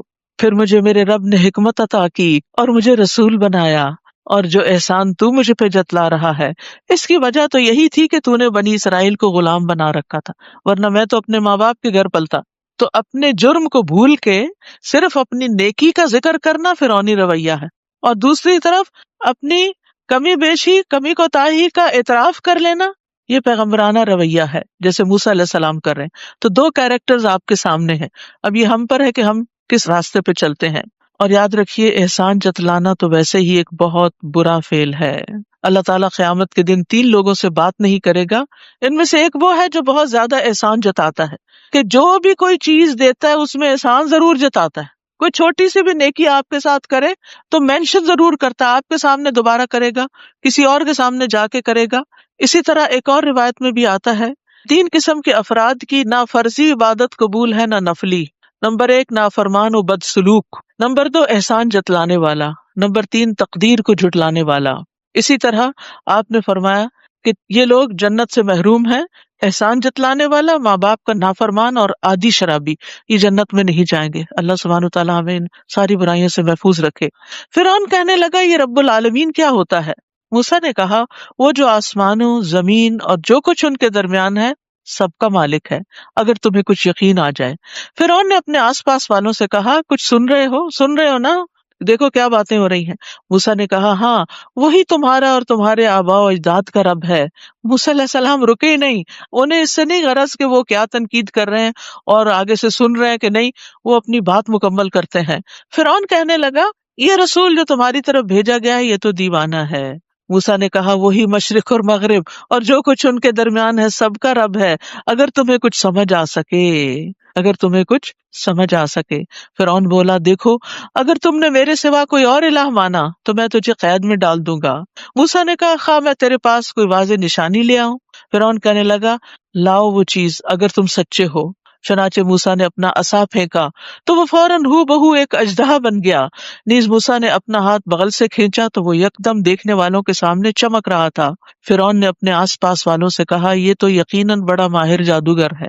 کیسے جٹلاتے ہیں، وہ چاہتا ہے کہ اپنے جادو کے زور سے تمہیں تمہارے ملک سے نکال دے۔ اب تم کیا مشورہ دیتے ہو؟ کتنا بڑا جھوٹ!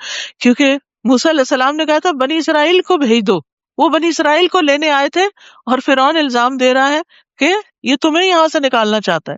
وہ کہنے لگے اس کے اور اس کے بھائی کا معاملہ التوا میں ڈال دو اور شہروں میں ایسے آدمی بھیج دو جو ہر سیانے جادوگر کو اکٹھا کر کے آپ کے پاس لے آئیں۔ چنانچہ ایک معین دن کے ایک مقرر وقت پر تمام جادوگروں کو اکٹھا کیا گیا اور لوگوں سے پوچھا گیا کیا تم بھی اس اجتماع میں شامل ہوگے؟ اگر یہ جادوگر غالب رہے تو شاید ہمیں انہی کی بات ماننی پڑے۔ پھر جب جادوگر میدان میں آ گئے تو فرعون سے پوچھنے لگے کہ اگر ہم غالب رہے تو ہمیں کچھ صلہ بھی ملے گا؟ یہ ہوتا ہے پیغمبر اور جادوگر کا فرق۔ پیغمبر کوئی اجر نہیں مانگتا، صلہ نہیں مانگتا، اور جادوگر تو پہلے کانٹریکٹ کرتا ہے پھر اس کے بعد کام کرتا ہے۔ فرعون نے جواب دیا ہاں صلہ بھی ملے گا اور تمہیں ہمارے ہاں قرب بھی ملے گا، تم ہمارے مقربین میں شامل ہو جاؤ گے۔ موسیٰ نے جادوگروں سے کہا پھینکو جو بھی تم پھینکنا چاہتے ہو۔ چنانچہ انہوں نے اپنی رسیاں اور لاٹھیاں پھینک دیں اور کہنے لگے فرعون کی جے، یقیناً ہم ہی غالب رہیں گے۔ پھر موسیٰ نے اپنا عصا پھینکا تو جو کچھ جادوگروں نے شوبدے بنائے تھے اس نے انہیں فوراً نگلنا شروع کر دیا۔ یہ دیکھ کر جادوگر بے اختیار سجدے میں گر پڑے اور کہنے لگے ہم رب العالمین پر ایمان لے آئے جو موسیٰ اور ہارون کا رب ہے۔ ان پہ حق واضح ہوا اور وہ حق کے آگے جھک گئے کیونکہ تکبر نہیں تھا ان کے اندر۔ اب فرعون کو تو آگ لگ گئی ہوگی، بول اٹھا تو موسیٰ کی بات مان گئے پیشتر اس کے کہ میں تمہیں اس کی اجازت دیتا؟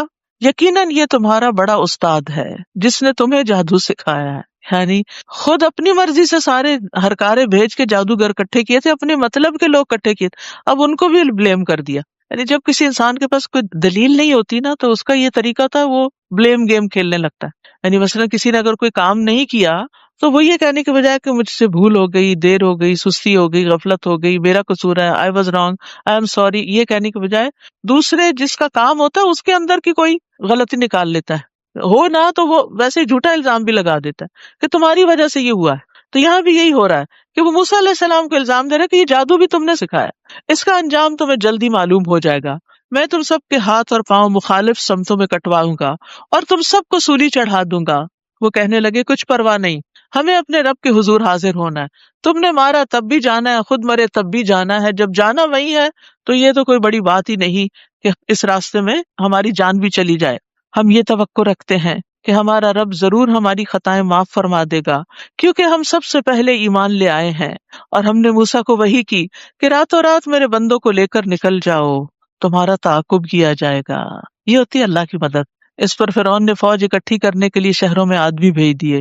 جب پتا چلا کہ سارے نکل گئے ہیں تو پھر سٹ پٹایا اور فوجیں اکٹھی کی اور انہیں کہلا بھیجا یہ مٹھی بھر لوگ ہیں جو ہمیں غصہ دلا رہے ہیں اور ہم یقیناً ایک مسلح جماعت ہیں۔ اس طرح ہم فرعونیوں کو ان کے باغات اور چشموں سے اور خزانوں اور بہترین قیام گاہوں سے نکال لائے۔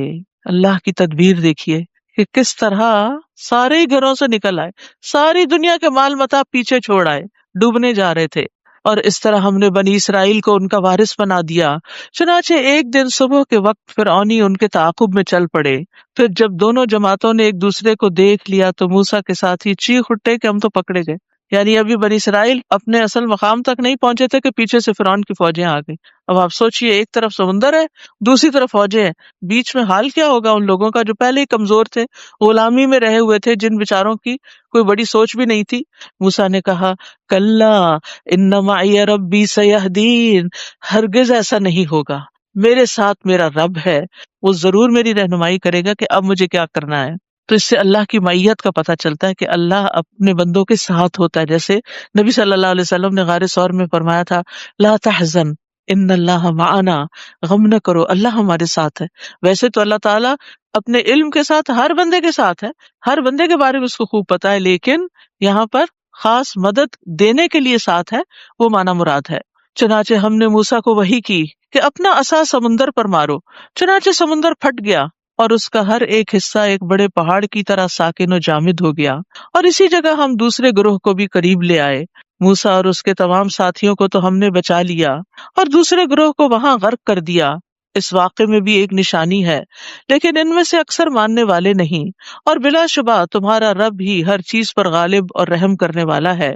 اور انہیں ابراہیم کا قصہ بھی سنائیے جب اس نے اپنے باپ اور اپنی قوم سے پوچھا یہ کیا چیزیں ہیں جن کی تم پوجا کرتے ہو. وہ کہنے لگے ہم تو بتوں کی پوجا کرتے ہیں اور انہی کے پاس بیٹھے رہتے ہیں. ابراہیم نے پوچھا جب تم انہیں پکارتے ہو تو یہ تمہاری بات سنتے ہیں یا تمہیں کوئی فائدہ یا نقصان پہنچا سکتے ہیں؟ وہ کہنے لگے نہیں، بلکہ ہم نے اپنے آباء و اجداد کو ایسا کرتے پایا. ابراہیم نے کہا بھلا دیکھو تو جن کو تم پوچھتے ہو اور تمہارے پہلے آباء و اجداد بھی پوچھتے رہے ہیں، یہ تو میرے دشمن ہے، یعنی جو جہنم میں لے جانے والے ہیں، بجز رب العالمین کے. کون ہے رب العالمین؟ اتنا خوبصورت اس کو ڈیفائن کیا ابراہیم علیہ السلام نے. الذی خلقنی فہو یہدین، جس نے مجھے پیدا کیا اور وہی میری رہنمائی کرتا ہے. والذی هو یطعمنی ویسقین، وہی مجھے کھلاتا ہے اور پلاتا ہے. اسی لیے رات کو سوتے وقت آپ آخری دعا کیا کرتے ہیں؟ آخری دعاؤں میں الحمدللہ الذی اطعمنا وسقانا، آپ اس کی تعریف کر کے سوتے ہیں جو آپ کو کھلاتا ہے اور پلاتا ہے.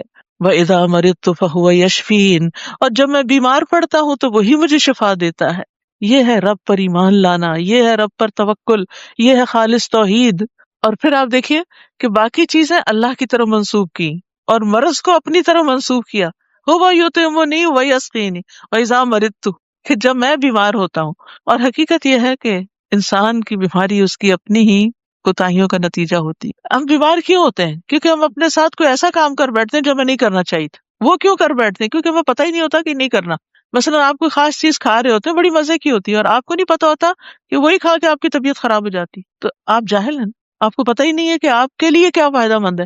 تو اس لیے ہم اپنی جہالت، اپنی غفلت اور اپنی خواہشات کی وجہ سے ایسے کام کر بیٹھتے ہیں جن کی بعد ہم بیمار پڑ جاتے ہیں. چاہے وہ روحانی بیمار ہو، چاہے وہ جسمانی بیمار ہو، وہ ہوتا اپنی ہی کسی غفلت کا نتیجہ ہے جس کو ہم بعض اوقات غلط سمجھ کر نہیں، ٹھیک سمجھ کے کر رہے ہوتے ہیں. تو بعض کام جن کو انسان ٹھیک بھی سمجھتا ہے لیکن وہ انسان کے حق میں غلط ہوتے ہیں اور وہ اس کو کسی نہ کسی طرح بیمار کر دیتے ہیں.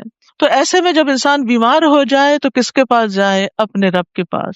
اللہ تو ہی مجھے شفا دے، تو ہی مجھے شفا دے. ایک بہن اپنا ایکسپیرینس مجھے بتا رہی تھی کہ وہ مسجد میں کرسیاں ٹھیک کر رہی تھی، ایک کرسی ان کے پاؤں پہ لگی، پاؤں اتنا زیادہ سوج گیا کہ یعنی کہ شدید قسم کی وہ سوجن اور درد ہوئی.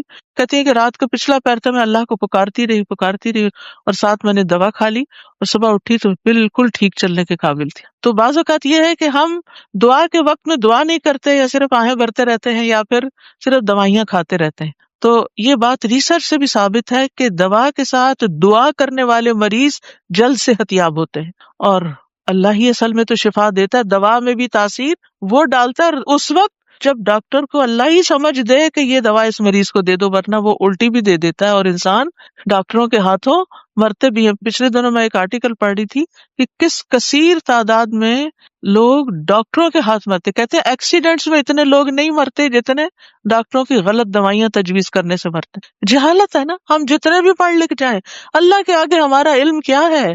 تو اس لیے جب ہم دعا کرتے ہیں تو اللہ تعالیٰ صحیح چیز کی طرف ہمیں رہنمائی کرتا ہے. تو وہ کہتا ہے نا خاک کی پڑیا میں بھی شفا ہو جاتی ہے، تو وہ خاک کی پڑیا میں شفا اللہ تعالیٰ ہی ڈالتا ہے.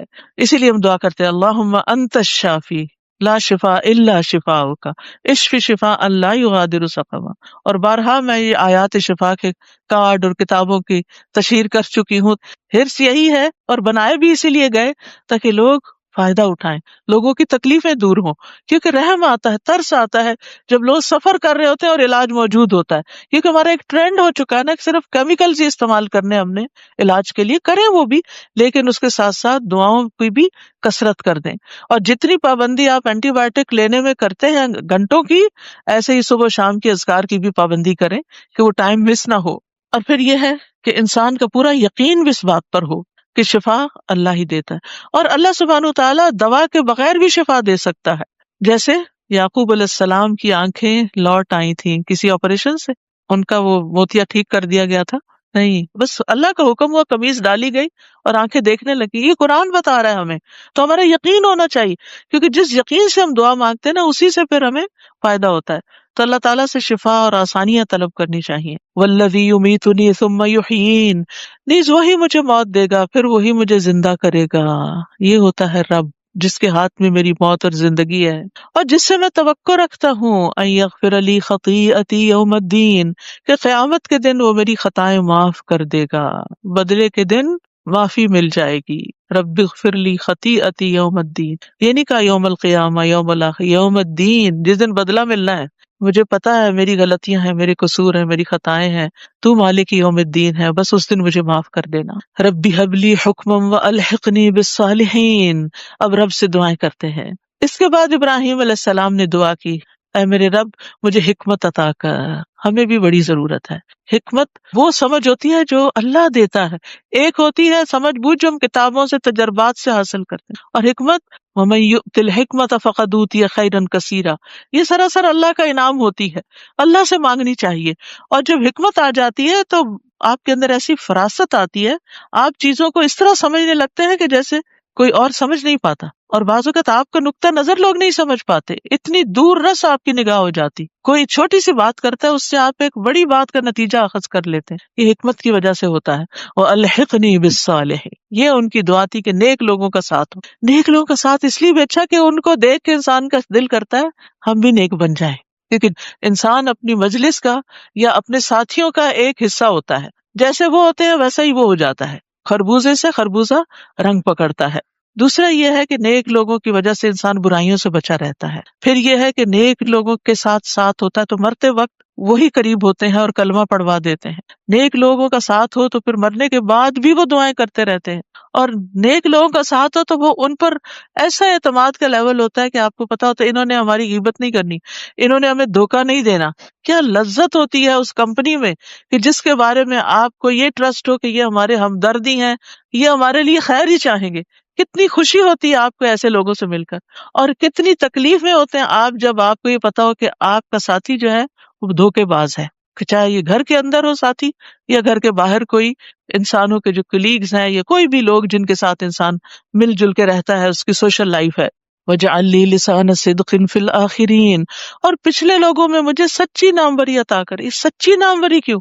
کیونکہ بہت سے لوگ کام نہیں کرتے لیکن تعریف بہت چاہتے ہیں. منافقین کی بھی کوالٹی تھی، وَيُحِبُّونَ أَن يُحْمَدُوا بِمَا لَمْ يَفْعَلُوا، وہ پسند کرتے ہیں کہ ان کی اس کام پہ تعریف کی جائے جو انہوں نے کیا ہی نہیں. استغفر اللہ. یہ ہم سب کو بھی اپنا جائزہ لینا چاہیے کہ ہم انڈیو ایڈوانٹیج تو نہیں لیتے کہ کام ہم نہیں کرتے، کام دوسرے کریں اور فرنٹ پہ ہم ہو کہ جیسے سارا کمال ہم نے کیا. تو ایسی چیز سے بھی پناہ مانگنی چاہیے، کیونکہ یہ بہت بڑا دھوکہ، انسان نیکیوں میں پیچھے رہ جاتا ہے. کیونکہ جب سب واہ واہ کرنے لگتے ہیں تو انسان تو ہوتا ہے میں تو بہت کچھ بن گیا ہوں. تو ہو سکتا ہے کہ ان کی آنکھوں کا دھوکہ اور وہ جھوٹی تعریف کر رہے ہوں، یا ویسے ہی آپ کی ایک کرٹیسی میں کوئی بات آپ کے لیے کہہ رہے ہوں. تو ابراہیم علیہ السلام نے بڑی خوبصورت دعا مانگی کہ اللہ سچی ناموری، یعنی جو واقعی درست ہو اور بعد میں بھی لوگ اچھے الفاظ سے یاد کریں تاکہ ان کے لیے بھی ایک نمونہ بن جاؤں. تو اللہ سبحانہ تعالیٰ نے ابراہیم علیہ السلام کو کیا بنا دیا، پھر نبی صلی اللہ علیہ وسلم اور آپ کے ساتھیوں کے لیے کیا ہے، بہترین نمونہ ہے. اور مجھے نعمتوں والی جنتوں کے وارثوں میں شامل کر دے، اور میرے باپ کو معاف کر دے، بلا شبہ وہ گمراہوں میں سے ہے. اور جس دن لوگ دوبارہ اٹھائے جائیں گے مجھے رسوا نہ کرنا، یعنی باپ کی وجہ سے. جس دن مال اور اولاد کام نہ آئے گی، مال اور بیٹے فائدہ نہ دیں گے، بجز اس کے کہ کوئی اطاعت گزار دل لے کر اللہ کے حضور حاضر ہو. الا من اتى اللہ بقلب سلیم. یہ قلب سلیم کیا ہوتا ہے؟ اس کی 5 صفات ہوتی ہیں: اسلم، سلم، استسلم، سلم، سالم. اسلم کا معنی ہے وہ اللہ کے لیے مطیع ہے. سلم کا معنی ہے اس نے رسول اللہ کی اطاعت کو تسلیم کر لیا. استسلم کا معنی اس نے اللہ کی قضاء اور قدر کے فیصلے کو قبول کر لیا. سلمہ کا معنی ہے وہ ہر اس چیز سے سلامتی میں آ گیا، پاک ہو گیا جو اللہ کے ذکر اور عبادت سے دور کرنے والی ہے. سالمہ کا معنی ہے اس نے اللہ کے دوستوں سے صلح کر لی اور اللہ کے دشمنوں سے دشمنی کر لی. تو یہ سلامت دل کی 5 صفات ہیں. جس انسان کے اندر یہ 5 کوالٹیز ہوں گی اس کا دل قلب سلیم ہوگا، اور پھر وہ قلب سلیم اس کے لیے نجات کا باعث ہوگا. یہ کام آئے گا کیونکہ اللہ تعالیٰ انسان کے دل کی حالت کو دیکھے گا. اللہ شکل نہیں دیکھے گا، دل دیکھے گا. رسول اللہ صلی اللہ علیہ وسلم سے پوچھا گیا افضل لوگ کون ہیں، بہترین کون لوگ ہیں؟ فرمایا ہر پاک صاف دل والا، زبان کا سچا. لوگوں نے کہا زبان کے سچے کو تو ہم جانتے ہیں، یہ پاک صاف دل والا کون ہے؟ فرمایا پرہیزگار، صاف ستھرا، جس کے دل میں نہ گناہ ہو، نہ ظلم، نہ کینہ، نہ حسد. اللہ ہم ان سب چیزوں سے بچائے، کیونکہ کہیں نہ کہیں سے یہ حسد آ ہی جاتا ہے انسان کے اندر، اور یہ اللہ کے رحمت سے ہی انسان سے دور ہوتا ہے. اور قلب سلیم کی دعا بھی کرنی چاہیے. وَأَسْأَلُكَ قَلْبًا سَلِيمًا وَلِسَانًا صَادِقًا وَأُزْلِفَتِ الْجَنَّةُ لِلْمُتَّقِينَ. اس دن جنت پرہیزگاروں کے قریب لے آئی جائے گی اور گمراہ لوگوں کو جہنم سامنے دکھائی جائے گی، اور ان سے کہا جائے گا تمہارے وہ معبود کہاں ہیں جن کی تم اللہ کے سوا پوجا کرتے تھے؟ کیا وہ تمہاری مدد کر سکتے ہیں یا وہ اپنے آپ کو بچا سکتے ہیں؟ ان معبودوں کو اور ان گمراہوں کو جہنم میں منہ کے بل پھینک دیا جائے گا، اور ابلیس کے سب لشکروں کو بھی جو اس کے ساتھی ہیں. قالوا وهم فيها يختصمون. جہنم میں یہ سب آپس میں جھگڑ رہے ہوں گے. گمراہ لوگ اپنے معبودوں سے کہیں گے تاللہ ان كنا لفی ضلال مبین، اللہ کی قسم ہم تو واضح گمراہی میں مبتلا تھے. اب کیا فائدہ ماننے کا؟ دنیا میں کاش نظر آ جاتی، آنکھیں کھل جاتی. جب کہ تمہیں رب العالمین کے برابر سمجھ رکھا تھا، ہمیں مجرموں نے اس گمراہی میں ڈالا تھا. اب دوسروں کو بلیم کریں گے. آج تو ہمارا کوئی سفارشی بھی نہیں، نہ کوئی مخلص دوست. کاش اگر ہمیں ایک دفعہ پھر دنیا میں لوٹنے کا موقع مل جائے تو ہم مومنوں میں شامل ہوں. مخلص دوست ہوتے تو دنیا میں ہی برائی سے روکتے. ان فی ذلک لآیہ وما کان اکثرهم مؤمنین. اس میں بھی ایک نشانی ہے اور ان میں سے اکثر ایمان لانے والے نہیں، اور بے شک آپ کا رب ہی سب پر غالب اور رحم کرنے والا ہے. نوح کی قوم نے بھی رسولوں کو جھٹلایا تھا، جبکہ ان کے بھائی نوح نے ان سے کہا کیا تم اللہ سے نہیں ڈرتے؟ میں تمہارے لیے ایک امانت دار رسول ہوں، لہٰذا اللہ سے ڈرو اور میری اطاعت کرو. میں تم سے اس تبلیغ پر کوئی صلہ نہیں مانگتا، میرا صلہ تو اللہ رب العالمین کے ذمہ ہے، لہٰذا تم اللہ سے ڈرتے رہو اور میری اطاعت کرو. وہ کہنے لگے کیا ہم تجھ پر ایمان لائیں حالانکہ تمہاری پیروی تو بہت گھٹیا لوگوں نے کی ہے. نوح علیہ السلام نے کہا میں کیا جانوں کہ وہ کیا کام کرتے ہیں، ان کا حساب تو میرے رب کے ذمہ ہے. کاش تم شعور رکھتے. میں ایمان لانے والوں کو پرے ہٹانے والا نہیں، میں تو بس ایک صاف صاف ڈرانے والا ہوں. وہ کہنے لگے نوح اگر تم باز نہ آئے تو تمہیں سنسار کر دیا جائے گا. تو نوح علیہ السلام نے دعا کی اے رب میری قوم نے مجھے جھٹلا دیا، لہٰذا میرے اور ان کے درمیان قطعی فیصلہ کر دے اور مجھے اور میرے ساتھی مومنوں کو ان سے نجات دے. چنانچہ ہم نے اسے اور اس کے ساتھیوں کو ایک بھری ہوئی کشتی میں سوار کر کے بچا لیا اور اس کے بعد باقی لوگوں کو غرق کر دیا. اس واقعے میں بھی ایک نشانی ہے مگر ان میں سے اکثر لوگ ماننے والے نہیں، اور یقیناً تمہارا رب سب پر غالب اور رحم کرنے والا ہے. قوم عاد نے بھی رسولوں کو جھٹلایا تھا، جبکہ ان کے بھائی ہود نے انہیں کہا تھا کیا تم اللہ سے نہیں ڈرتے؟ میں تمہارے لیے امانت دار رسول ہوں، تو اللہ سے ڈرو اور میری اطاعت کرو. میں تم سے اس تبلیغ کا کوئی صلہ نہیں مانگتا، میرا صلہ میرا اجر تو اللہ رب العالمین کے ذمہ ہے. یہ کیا بات ہے کہ تم ہر بلند جگہ پر بے فائدہ ایک یادگار تعمیر بنا ڈالتے ہو اور عمارتیں اتنی شاندار بناتے ہو کہ شاید تم ہمیشہ ان میں رہو گے، اور جب کسی پر ہاتھ ڈالتے ہو تو جبار بن کر ڈالتے ہو. لہٰذا اللہ سے ڈرو اور میرے حکم مانو، اور اس ذات سے ڈرو جس نے تمہیں وہ سب کچھ دیا جو تم جانتے ہو. اس نے تمہیں چوپائے اور بیٹے، باغات اور چشمے عطا کیے. مجھے تو تمہارے حق میں ایک بڑے دن کے عذاب کا خطرہ ہے. وہ کہنے لگے ہمیں تو ایسا واز کر یا نہ کر ہمیں کوئی فرق نہیں پڑتا. استغفر اللہ. جب دل سخت ہو جائے تو اس پر کوئی چیز اثر نہیں کرتی. ایسی باتیں تو یوں ہی ہوتی چلی آئی ہیں اور ہم پر کچھ عذاب نہیں آنے کا، چنانچہ انہوں نے ہود کو جھٹلا دیا تو ہم نے انہیں ہلاک کر ڈالا۔ اس واقعے میں بھی ایک نشانی ہے، لیکن ان میں سے اکثر ماننے والے نہیں، اور یقیناً آپ کا رب سب پر غالب اور رحم کرنے والا ہے۔ قوم سمود نے بھی رسولوں کو جھٹلایا، جبکہ ان کے بھائی صالح نے انہیں کہا تھا، کیا تم اللہ سے نہیں ڈرتے؟ میں یقیناً تمہارے لیے ایک امانت دار رسول ہوں، لہٰذا اللہ سے ڈرو اور میری اطاعت کرو۔ میں تم سے اس کام کو کوئی صلہ نہیں مانگتا، میرا صلہ، میرا اجر تو اللہ رب العالمین کے ذمہ ہے۔ آپ دیکھیے ہر پیغمبر کی دعوت کا ایک ہی انداز ہے، ایک ہی رب کی طرف سب نے بلایا ہے، توحید کا سبق دیا ہے۔ کیا تم یہاں کے سامان عیش و عشرت میں امن سے رہنے کے لیے چھوڑ دیے جاؤ گے؟ ان باغات میں اور چشموں میں اور کھیتوں میں اور کھجوروں میں جن کے خوشے بہت ملائم ہیں، اور تم پہاڑوں کو تراش تراش کر فخریہ ان میں گھر بناتے ہو۔ سو اللہ سے ڈرو اور میری اطاعت کرو، اور حد سے گزرنے والوں کی بات نہ مانو، جو ملک میں فساد کرتے پھرتے ہیں اور اصلاح کا کوئی کام نہیں کرتے، یعنی اللہ کی اطاعت نہیں کرتے اور نافرمانیاں ہی کرتے جا رہے ہیں۔ وہ کہنے لگے، تم تو ایک سحر زدہ آدمی ہو، تم ہمارے ہی جیسے ایک آدمی ہو، اگر تم سچے ہو تو کوئی نشانی لاؤ۔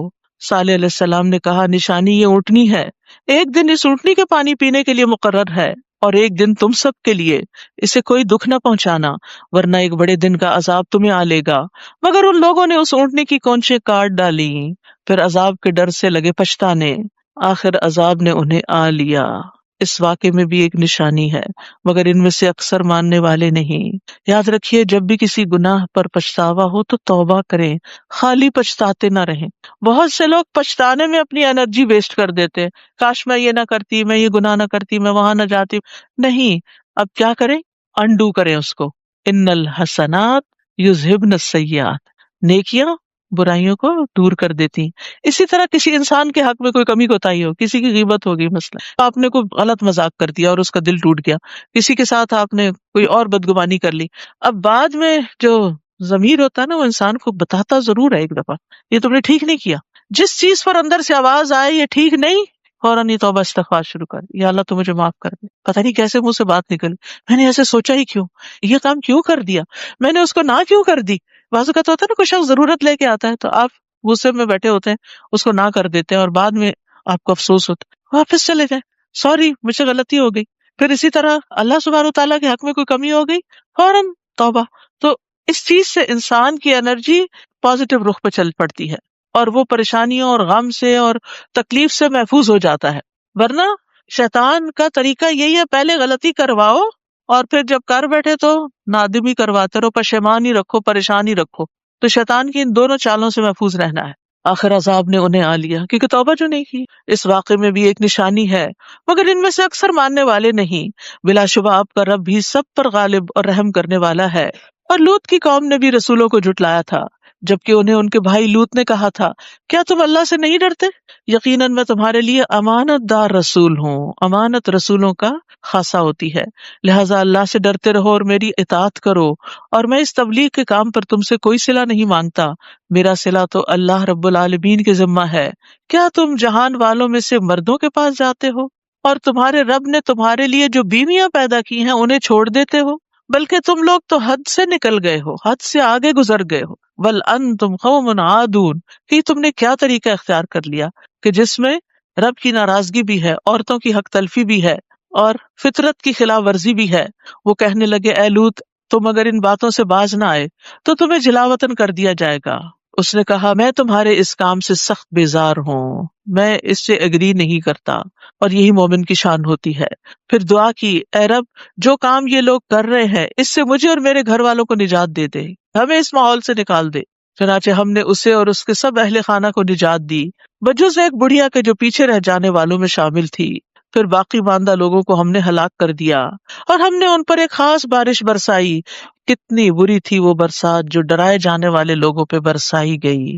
وہ پانی والی بارش نہیں تھی، وہ پتھروں کی بارش تھی۔ سوچیے، کبھی اولے بھی پڑتے ہیں نا، تھوڑا سائز بڑا ہو جائے تو گھبراہٹ شروع ہو جاتی ہے، ونڈوز ٹوٹ جائیں گی، ونڈ سکرینز ٹوٹ جائیں گی، فصلیں تباہ ہو جائیں گی، کیا کیا نقصان ہو جائیں گے، اور اگر انسان خود باہر ہو تو چوٹ لگتی ہے۔ مگر وہ آپ نے دیکھا ہوگا کہ اولے زمین پہ گرتے ٹوٹ جاتے ہیں، آئسی تو ہوتی ہے، لیکن یہ پتھر، اور وہ بھی کھنگر کی قسم کے پتھر جو سخت پکے پتھر تھے کہ جو لگ کے بھی ٹوٹنے والے نہیں تھے، بلٹس کی طرح ان کے اندر جا رہے تھے اور ان کو ہلاک کرنے کا باعث تھے.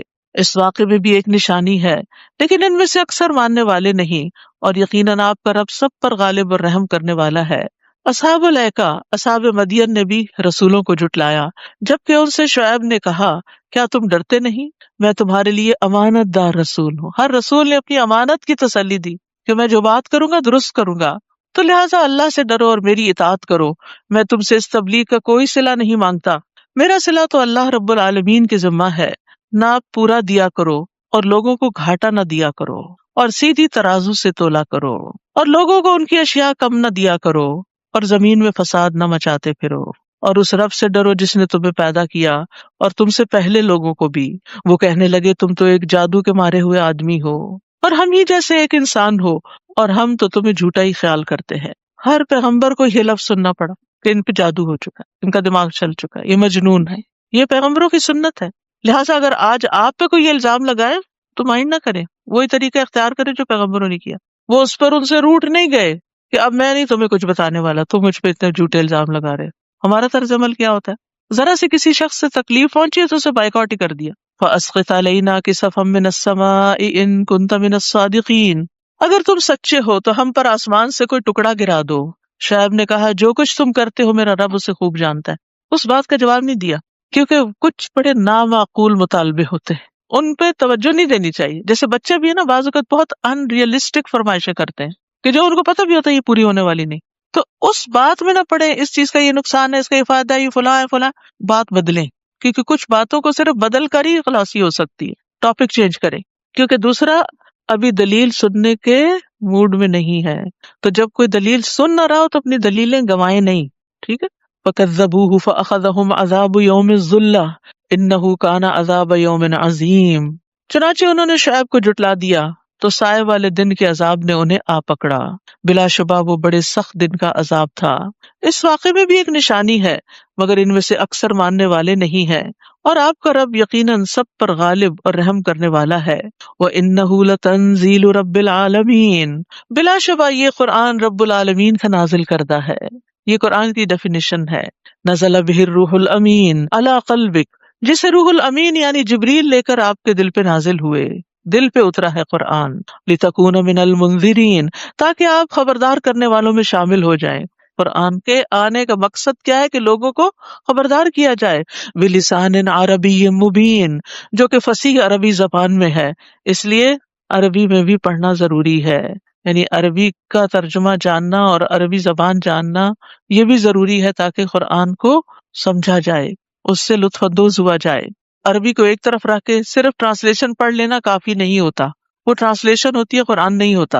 اور یقیناً اس کا ذکر پہلے صحیفوں میں موجود ہے کہ آخری نبی کو ایک ایسی زبردست کتاب دی جائے گی. اولم یکن لہم آیہ ان یعلمہ علماء بنی اسرائیل. کیا ان اہل مکہ کے لیے یہ نشانی کافی نہیں کہ اس بات کو بنی اسرائیل کے علماء جانتے ہیں؟ کچھ تو جان کے ایمان نہیں لائے تھے، لیکن جیسے عبداللہ بن سلام جو تھے وہ بھی ان کے علماء میں سے تھے اور ایمان لے آئے تھے، اور انہی کی طرف اشارہ ہے. اور اگر ہم اس قرآن کو کسی اجمی پر اتارتے جو انہیں پڑھ کر سناتا تو بھی یہ اس پر ایمان نہ لاتے. اس طرح ہم نے مجرموں کے دل میں بس بےہودہ اعتراضات کرنا ہی ڈال دیا ہے کہ جب تک وہ دردناک عذاب نہ دیکھ لیں وہ ایمان نہیں لائیں گے. پھر اچانک ان پر دردناک عذاب آ جائے گا اور انہیں خبر تک نہ ہوگی. اس وقت وہ کہیں گے کیا ہمیں کچھ مہلت مل سکتی ہے؟ کیا یہ ہمارا عذاب جلد طلب کرتے ہیں؟ بھلا دیکھو اگر ہم انہیں برسوں عیش کرنے کی مہلت دے دیں، پھر ان پر وہ عذاب آ جائے جس کا ان سے وعدہ کیا جاتا ہے، تو بھی وہ سامان عیش و عشرت جس سے وہ لطف اندوز ہو رہے تھے ان کے کچھ کام نہ آئے گا. انسان کی موت کتنی بھی ٹل جائے، کتنا بھی انسان اس سے بچ جائے، لیکن ایک دن اس کو مرنا ہے، موت سے بچ نہیں سکتا. امام غزالی کی وہ مشہور کہاوت آپ نے سن رکھی ہوگی نا کہ ایک شخص کے پیچھے شیر لگ گیا، آگے کنواں تھا، اس میں اس نے چھلانگ لگا دی اور رسی پکڑ کے کہا میں محفوظ ہو گیا ہوں، لیکن نکلوں گا جب باہر جب شیر جائے گا، تو شیر بھی وہیں کھڑا رہا، اس کو خوشبو آ رہی تھی. تو اتنے میں اس نے دیکھا کہ جو رسی ہے اس کو 2 چوہے کتر رہے ہیں، اور پھر تھوڑی دیر میں اس کی نظر ایک ہنی کام پہ پڑی تو وہاں سے وہ شہد لے کے کھانے میں مصروف ہو گیا. جب وہ کھانے لگا تو اس کو بڑا مزہ آ گیا اور اس کو بھول گیا کہ شیر بھی کھڑا ہے اور جو 2 چوہے ہیں وہ بھی رسی کتر رہے ہیں. تو انسان کا حال یہی ہے کہ وہ ہنی کھانے میں مصروف ہے اور 2 چوہے کیا ہے؟ دن رات. تو یہ دن رات ہماری زندگی کو کم کر رسی کتر رہے ہیں، کترتے کترتے ایک دن پوری کتر جائیں گے. اور موت جو ہے وہ تو سر پہ کھڑی ہے شیر کی طرح، اس نے تو ٹلنا ہی نہیں. لیکن انسان یہ سمجھتا ہے کہ ابھی کچھ دن اور مزے کر لوں. تو بھلا جتنے بھی انسان مزے کر لے، آخر ایک دن تو مرنا ہی ہے. اس لیے عقل مند وہ ہے جو اس کی تیاری کر لے، وہ ہنی کھانے میں مصروف نہ رہے، وہ دنیا کے میٹھے کے پیچھے نہ بھاگتا رہے کہ صرف اپنی خواہشات کی پیروی کرنا.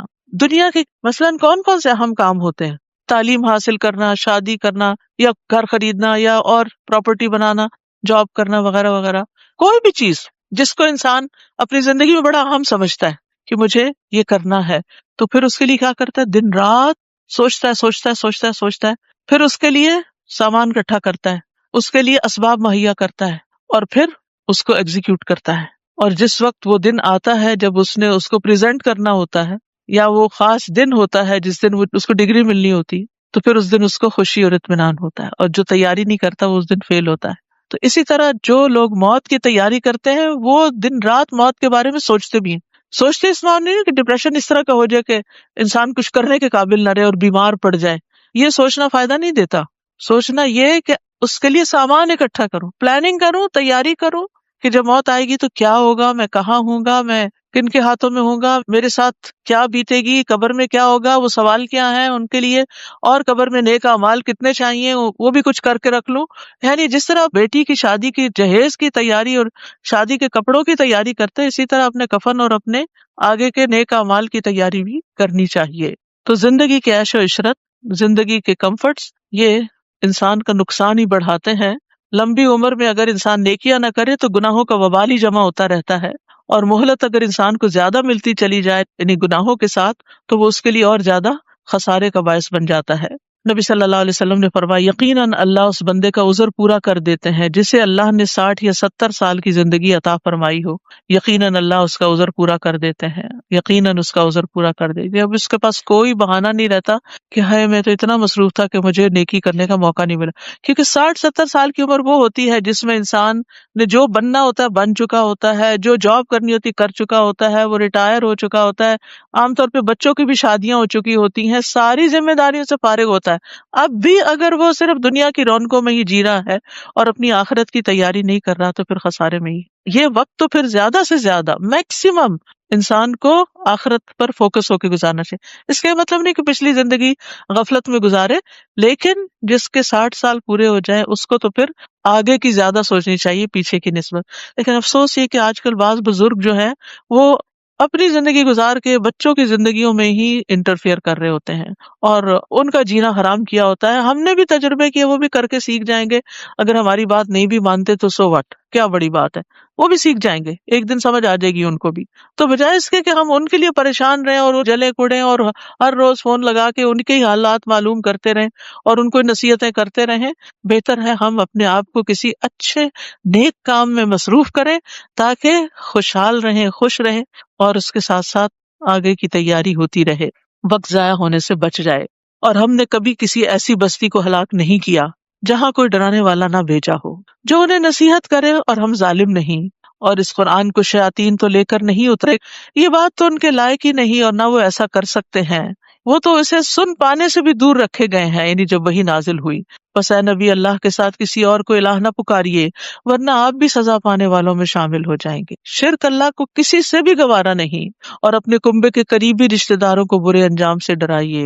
یعنی دین کی دعوت کا آغاز اپنے خاندان سے ہونا چاہیے، لیکن یہ نہیں کہ ساری زندگی انسان انہی میں الجھا رہے. بہت دفعہ ایسا ہوتا ہے کہ آپ گھر والوں کو بتا بتا کے تھکتے ہو، مان کے نہیں دیتے. انسان سوچتا ہے میں کون سی شکل لے کے لوگوں کے سامنے جاؤں، لوگ کہیں گے اپنے گھر والوں کو تو دیکھو. پھر نہیں وہ مانتے. کیا وہ جو دوسروں کو بتاتا اپنے گھر والوں سے غافل ہوگا؟ یعنی جس چیز کو وہ دوسروں کے لیے اچھا سمجھتا ہے تو پہلے تو اپنے بچوں کے لیے اور اپنے بہن بھائیوں کے لیے اچھا سمجھتا ہے، لیکن ہمیشہ گھر والے توجہ نہیں دیتے بات پر. گھر کی مرغی دال برابر. تو انسان کو اس خیر کے کام کو پھر روکنا نہیں چاہیے. وَاخْفِضْ جَنَاحَكَ لِمَنِ اتَّبَعَكَ مِنَ الْمُؤْمِنِينَ، اور ایمان لانے والوں میں سے جو آپ کی اتباع کرے ان سے تواضع سے پیش آئیے، ساتھیوں کے ساتھ نرمی. پھر اگر وہ آپ کی نافرمانی کریں تو ان سے کہیے کہ جو کچھ تم کرتے ہو میں اس سے بری ذمہ ہوں، اور اس غالب الرحیم پر بھروسہ کیجیے جو آپ کو اس وقت دیکھ رہا ہوتا ہے جب آپ کھڑے ہوتے ہیں اور سجدہ کرنے والوں کے درمیان آپ کے رکوع و سجود کی حرکات کو بھی دیکھتا ہے۔ یقیناً وہ سب کچھ سننے والا اور جاننے والا ہے۔ اللہ اکبر۔ نماز میں اگر یہ خیال رہے کہ اللہ دیکھ رہا ہے تو خشوع و خضوع خود ہی آ جائے۔ جب یہ بھولتے ہیں نا تو غفلت طاری ہوتی ہے، تو کبھی کھجانے لگتے ہیں اور کبھی ہلنے لگتے ہیں۔ اور سجدہ کرنے والوں کے درمیان یعنی صف میں، جماعت کی نماز میں آپ کی حرکات کو بھی دیکھتا ہے۔ وَتَقَلُّبَكَ فِي السَّاجِدِينَ إِنَّهُ هُوَ السَّمِيعُ الْعَلِيمُ، یقیناً وہ سب کچھ سننے والا اور جاننے والا ہے۔ آپ لوگوں سے کہیے، کیا میں تمہیں بتاؤں شیطان کس پہ نازل ہوتے ہیں؟ وہ ہر جال ساز گناہ گار پہ نازل ہوتے ہیں۔ وہ شیطانوں کی طرف اپنے کان لگاتے ہیں اور ان میں سے اکثر جھوٹے ہوتے ہیں، اور شاعروں کی پیروی گمراہ لوگ ہی کرتے ہیں۔ یعنی سارے شاعروں کی نہیں، بلکہ اکثریت ایسی ہوتی ہے کہ جن کی شاعری میں فحش یا لایانی باتیں ہوتی ہیں، اور بعض اوقات دے ڈونٹ میک سینس، صرف ایک لفاظی کا کھیل ہوتا ہے۔ تو ان باتوں کو لینے کی بجائے یا ان کو اپنی زندگی کا لوگو بنانے کی بجائے انسان قرآن و سنت کو اپنے سامنے رکھے۔ یعنی فحش شاعری جو ہے وہ فحش گالیوں کی طرح ہی بری شمار ہوتی ہے۔ کیا تم دیکھتے نہیں کہ وہ خیالوں کی ہر وادی میں بھٹکتے پھرتے ہیں اور ایسی باتیں کہتے ہیں جو کرتے نہیں؟ قول و فعل کا تضاد۔ بعض اوقات شاعری بڑی پائے کی ہے، بڑی حکمت کی باتیں ہیں، لیکن ان کا اثر اپنی زندگی میں کوئی نہیں نظر آتا، بجز ان لوگوں کے جو ایمان لائے اور نیک عمل کیے اور اللہ کو بکثرت یاد کرتے رہے، اور جب ان پر ظلم ہوا تو انہوں نے بدلہ لے لیا، اور ان قریب ان ظالموں کو معلوم ہو جائے گا کہ وہ کس برے انجام سے دوچار ہوتے ہیں۔ سورۃ النمل۔ بسم اللہ الرحمن الرحیم طاسین تلک آیات القرآن وکتاب مبین ہدی وبشری للمؤمنین الذین یقیمون الصلاة ویؤتون الزکاة وهم بالآخرة هم یوقنون ان الذین لا یؤمنون بالآخرة زینا لهم اعمالهم فهم یعمہون۔ بسم اللہ الرحمن الرحیم۔ طاسین، یہ قرآن اور وضاحت کرنے والی کتاب کی آیات ہیں جو ان ایمان لانے والوں کے لیے ہدایت اور بشارت ہیں جو نماز قائم کرتے ہیں، زکوٰۃ ادا کرتے ہیں اور آخرت پر یقین رکھتے ہیں۔ اور جو لوگ آخرت پر ایمان نہیں رکھتے، ہم نے ان کے لیے ان کے کرتوتوں کو خوشنما بنا دیا، لہٰذا وہ اندھے بنے پھرتے ہیں۔ اور اے نبی، آپ یہ قرآن ایک حکیم و علیم ہستی کی طرف سے پا رہے ہیں، یعنی اللہ رب العزت کی طرف سے۔ جب موسیٰ نے اپنے گھر والوں سے کہا، مجھے آگ سی نظر آئی ہے، میں ابھی وہاں سے کوئی راستے کی خبر لے کر آتا ہوں یا کوئی دہکتا ہوا انگارہ لاتا ہوں تاکہ تم تاپ سکو، کیونکہ سردی کا موسم تھا۔ پھر جب وہ وہاں پہنچے تو ندا آئی کہ مبارک ہے وہ جو اس آگ میں ہے اور جو اس کے ارد گرد ہے، اور پاک ہے اللہ جو سب جہان والوں کا رب ہے۔ موسیٰ، میں ہی اللہ ہوں، سب پر غالب اور حکمت والا، اور اپنی لاٹھی تو ذرا پھینکو۔ موسیٰ نے جب لاٹھی پھینکی تو دیکھا کہ وہ یوں حرکت کر رہی ہے جیسے سانپ ہو۔ آپ پیٹ پھیر کر جو بھاگے تو پیچھے مڑ کے بھی نہ دیکھا۔ ہم نے کہا، موسیٰ ڈرو نہیں، میرے حضور رسول ڈرا نہیں کرتے۔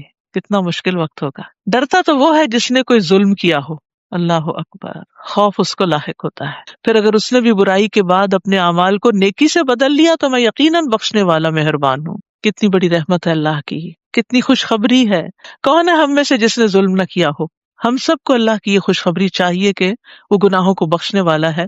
تو غلطی ہو جائے تو اس کے بعد فوراً نیکی کا کام کر لیں، چاہے بندوں کے حق میں ہو یا اللہ سبحانہ وتعالیٰ کے حق میں، اور اپنا ہاتھ اپنے گریبان میں داخل کرو، وہ کسی مرض کے بغیر چمکتا ہوا نکلے گا۔ یہ 2 معجزے من جملہ ان 9 معجزات کے تھے جو فرعون اور اس کی قوم کے لیے موسیٰ کو دیے گئے۔ بلا شبہ وہ بد کردار لوگ تھے۔ پھر جب ہمارے ایسے بصیرت افروز معجزے ان کے پاس پہنچے تو وہ کہنے لگے، یہ تو صاف جادو ہے، اور انہوں نے ازراہ ظلم اور تکبر انکار کر دیا، حالانکہ ان کے دل یقین کر چکے تھے کہ موسیٰ سچے ہیں۔ پھر دیکھیے ان مفسدوں کا انجام کیا ہوا۔ وَلَقَدْ آتَيْنَا دَاوُودَ وَسُلَيْمَانَ عِلْمًا، ہم نے داؤد اور سلیمان کو علم عطا کیا۔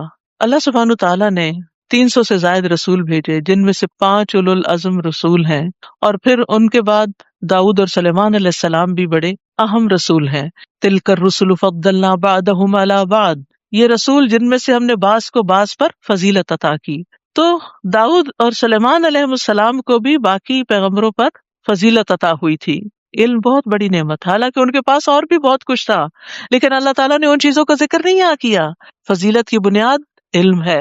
وہ دونوں کہنے لگے ہر طرح کی تعریف اس اللہ کے لیے ہے جس نے ہمیں اپنے بہت سے مومن بندوں پر فضیلت عطا کی. الحمد للہ الذی فضلنا علی کثیر من عبادہ المؤمنین. اور داؤد کے سلیمان وارث ہوئے. انہوں نے کہا لوگوں ہمیں پرندوں کی بولی سکھائی گئی ہے اور ہر چیز بھی دی گئی ہے. وَأُوتِينَا مِن كُلِّ شَيْءٍ. ہر نعمت ہے ہمارے پاس. بلا شبہ یہ اللہ کا نمایاں فضل ہے. اور سلیمان کے لیے کسی مہم کے سلسلے میں اس کے جنوں، انسانوں اور پرندوں کے لشکر جمع کیے گئے اور ان کی جماعت بندی کر دی گئی تھی. سبحان اللہ. نہ صرف یہ کہ لشکر اکٹھے کیے گئے ہر قسم کے، بلکہ ان کی ٹریننگ ہوئی اور ان کو ایک ڈسپلن میں رکھا گیا. یہاں تک کہ جب وہ چیونٹیوں کی ایک وادی پر پہنچے تو ایک چیونٹی بول اٹھی، چیونٹیوں اپنے اپنے بلوں میں گھس جاؤ، ایسا نہ ہو کہ سلیمان اور اس کے لشکر تمہیں رون ڈالیں اور انہیں پتہ بھی نہ چلے. یاد رکھیے باقی مخلوق بھی اللہ کی تسبیح کرتی ہے، شعور رکھتی ہے، اور بعض کو تو یہ پتا ہے کہ انسان نیک کام کر رہے ہیں یا برے کام کر رہے ہیں. تو یہاں پر چیونٹیوں کی عقل مندی کی بات کی جا رہی ہے. رسول اللہ صلی اللہ علیہ وسلم نے فرمایا انبیاء میں سے ایک نبی کو ایک چیونٹی نے کاٹ لیا تو ان کے حکم سے چیونٹیوں کے گھر جلا دیے گئے. تو ظاہر پہ چیونٹیاں بھی ہوں گی اس میں. اس پر اللہ نے ان کے پاس وحی بھیجی کہ اگر تمہیں ایک چیونٹی نے کاٹ لیا تو تم نے مخلوقات میں سے ایک ایسی خلقت کو جلا کے خاک کر دیا جو اللہ کی تسبیح بیان کرتی. تو اس لیے جو مخلوقات ہیں ان کا بھی حق ہے زمین پہ جینے کا. ان کو پتہ نہیں ہوگا اس لیے انہوں نے ایسا کیا ہوگا. تو سلیمان علیہ السلام نے جب چیونٹی کی بات سنی تو مسکرا دیے اور دعا کی رب اوزعنی ان اشکر نعمتک التی انعمت علی وعلی والدی وان اعمل صالحا ترضاہ وادخلنی برحمتک فی عبادک الصالحین. اے میرے رب مجھے توفیق دے کہ میں تیری اس نعمت کا شکر ادا کر سکوں جو تو نے مجھے اور میرے والدین کو عطا کی، یعنی داؤد علیہ السلام، اور اس بات کی بھی کہ میں ایسے اچھے کام کروں جو تجھے پسند ہوں. کتنی خوبصورت دعا ہے. اور اپنی رحمت سے مجھے اپنے صالح بندوں میں داخل کر لے. دیکھیے جو نیک لوگ ہوتے ہیں نا، جب ان کو کوئی نعمت ملتی ہے تو اسپونٹینیسلی ان کے منہ سے شکر کے ایسے الفاظ نکلتے ہیں. یہ دعا کیا ہے؟ دراصل شکر کے الفاظ ہیں. تو جو نعمتوں کا قدردان ہوتا ہے وہ اللہ کی حمد و ثنا بیان کرتا ہے. اور یہاں پر سلیمان علیہ السلام کے مسکرانے اور ہنسنے کی بات بھی ہوئی. یاد رکھیے انبیاء کا ہنسنا جو ہے وہ زیادہ تر مسکرانا ہی ہوتا تھا. نبی صلی اللہ علیہ وسلم کھلکھلا کر یا کہکا لگا کر ہنستے نہیں تھے بلکہ صرف مسکراتے تھے. عبداللہ بن حارث کہتے ہیں میں نے کسی کو رسول اللہ صلی اللہ علیہ وسلم سے زیادہ مسکراتے ہوئے نہیں دیکھا. آپ کی زوجہ محترمہ حضرت عائشہ کہتی ہیں کہ میں نے آپ کو کبھی اس طرح ہنستے نہیں دیکھا کہ آپ کے حلق کا کوا نظر آ جائے، بلکہ آپ تبسم فرمایا کرتے تھے. اور مسکرانا بھی صدقہ ہے جس سے روزہ نہیں ٹوٹتا. وَتَفَقَّدَ الطَّيْرَ فَقَالَ مَا لِيَ لَا أَرَى الْهُدْهُدَ أَمْ كَانَ مِنَ الْغَائِبِينَ. پھر ایک موقع پر سلیمان نے پرندوں کا جائزہ لیا تو کہنے لگے کیا بات ہے مجھے ہدہد نظر نہیں آ رہا، کیا وہ کہیں غائب ہو گیا؟ سبحان اللہ. اس آیت میں اتنی حکمتیں ہیں انسان حیران ہو جاتا ہے. ایک طرف یہ پتہ چلتا ہے کہ سلیمان علیہ السلام کے لیے جو لشکر اکٹھے کیے گئے تھے ان کا باقاعدہ ریکارڈ رکھا جاتا تھا، ان کی اٹینڈنس ہوتی تھی، کیونکہ منظم طریقے سے کام کرنے کے نتائج کچھ اور ہوتے ہیں. اب مثلاً آپ لوگ یہاں پڑھنے آتے ہیں، کوئی اٹینڈنس نہیں ہوتی، لیکن اگر آپ باقاعدہ کورس میں داخلہ لیں تو پھر اٹینڈنس بھی ہوگی. اور وہ انسان کو ڈسپلن کے ساتھ کام کرنے پر، کنسسٹنسی کے ساتھ کام کرنے پر آمادہ کرتی، کیونکہ لوگ چاہتے ہیں ہمیں پابندیوں سے آزاد کر دیا جائے. وہ آزادی بعض اوقات ہمارے اپنے لیے نقصان دہ ہو جاتی کیونکہ ہمارے ساتھ نفس ہے. یعنی اصل میں ہم چاہتے کیا ہے کہ اپنی دنیا کو پورا وقت دیں اور جب وقت ملے تو بس دین کو تھوڑا سا حاضری لگوا دیں. آپ سوچئے جنوں اور انسانوں اور مخلوقات کے لشکر تھے، ان کی تعداد کتنی ہوگی، اس سے اندازہ لگائیے سلیمان علیہ السلام کا علم اور ان کی نظر کیسی تھی کہ حدود کا سائز بھی کیا ہوتا ہے کہ ہاتھ میں پکڑ لے انسان. وہ نظر نہیں آئی تو اس کا بھی پیچھا کیا کہ وہ کہاں گئی. اور ہدہد کی شاید اسی کام کی وجہ سے نبی صلی اللہ علیہ وسلم نے ہدہد کو مارنے سے منع کیا ہے. تو سلیمان علیہ السلام نے کہا کیا بات ہے مجھے ہدہد نظر نہیں آ رہا، کیا وہ کہیں غائب ہو گیا؟ ایسی ہی بات ہوئی تو میں اسے سخت سزا دوں گا. لشکر میں تھے نا، کورٹ مارشل کر دوں یا اسے ذبح کر ڈالوں گا. اللہ اکبر. اتنی سخت سزا ایبسنٹ ہونے کی، غیر حاضری کی. جتنے بڑے مشن سے جو غیر حاضر ہوتا ہے اتنا ہی بڑا جرم کرتا ہے. آپ درس میں نہ آئے تو کوئی نہیں پوچھے گا آپ کو، لیکن اگر آپ جاب پہ نہ جائیں تو کیا ہوگا؟ تو اس کا ہمیں پتا ہوتا ہے.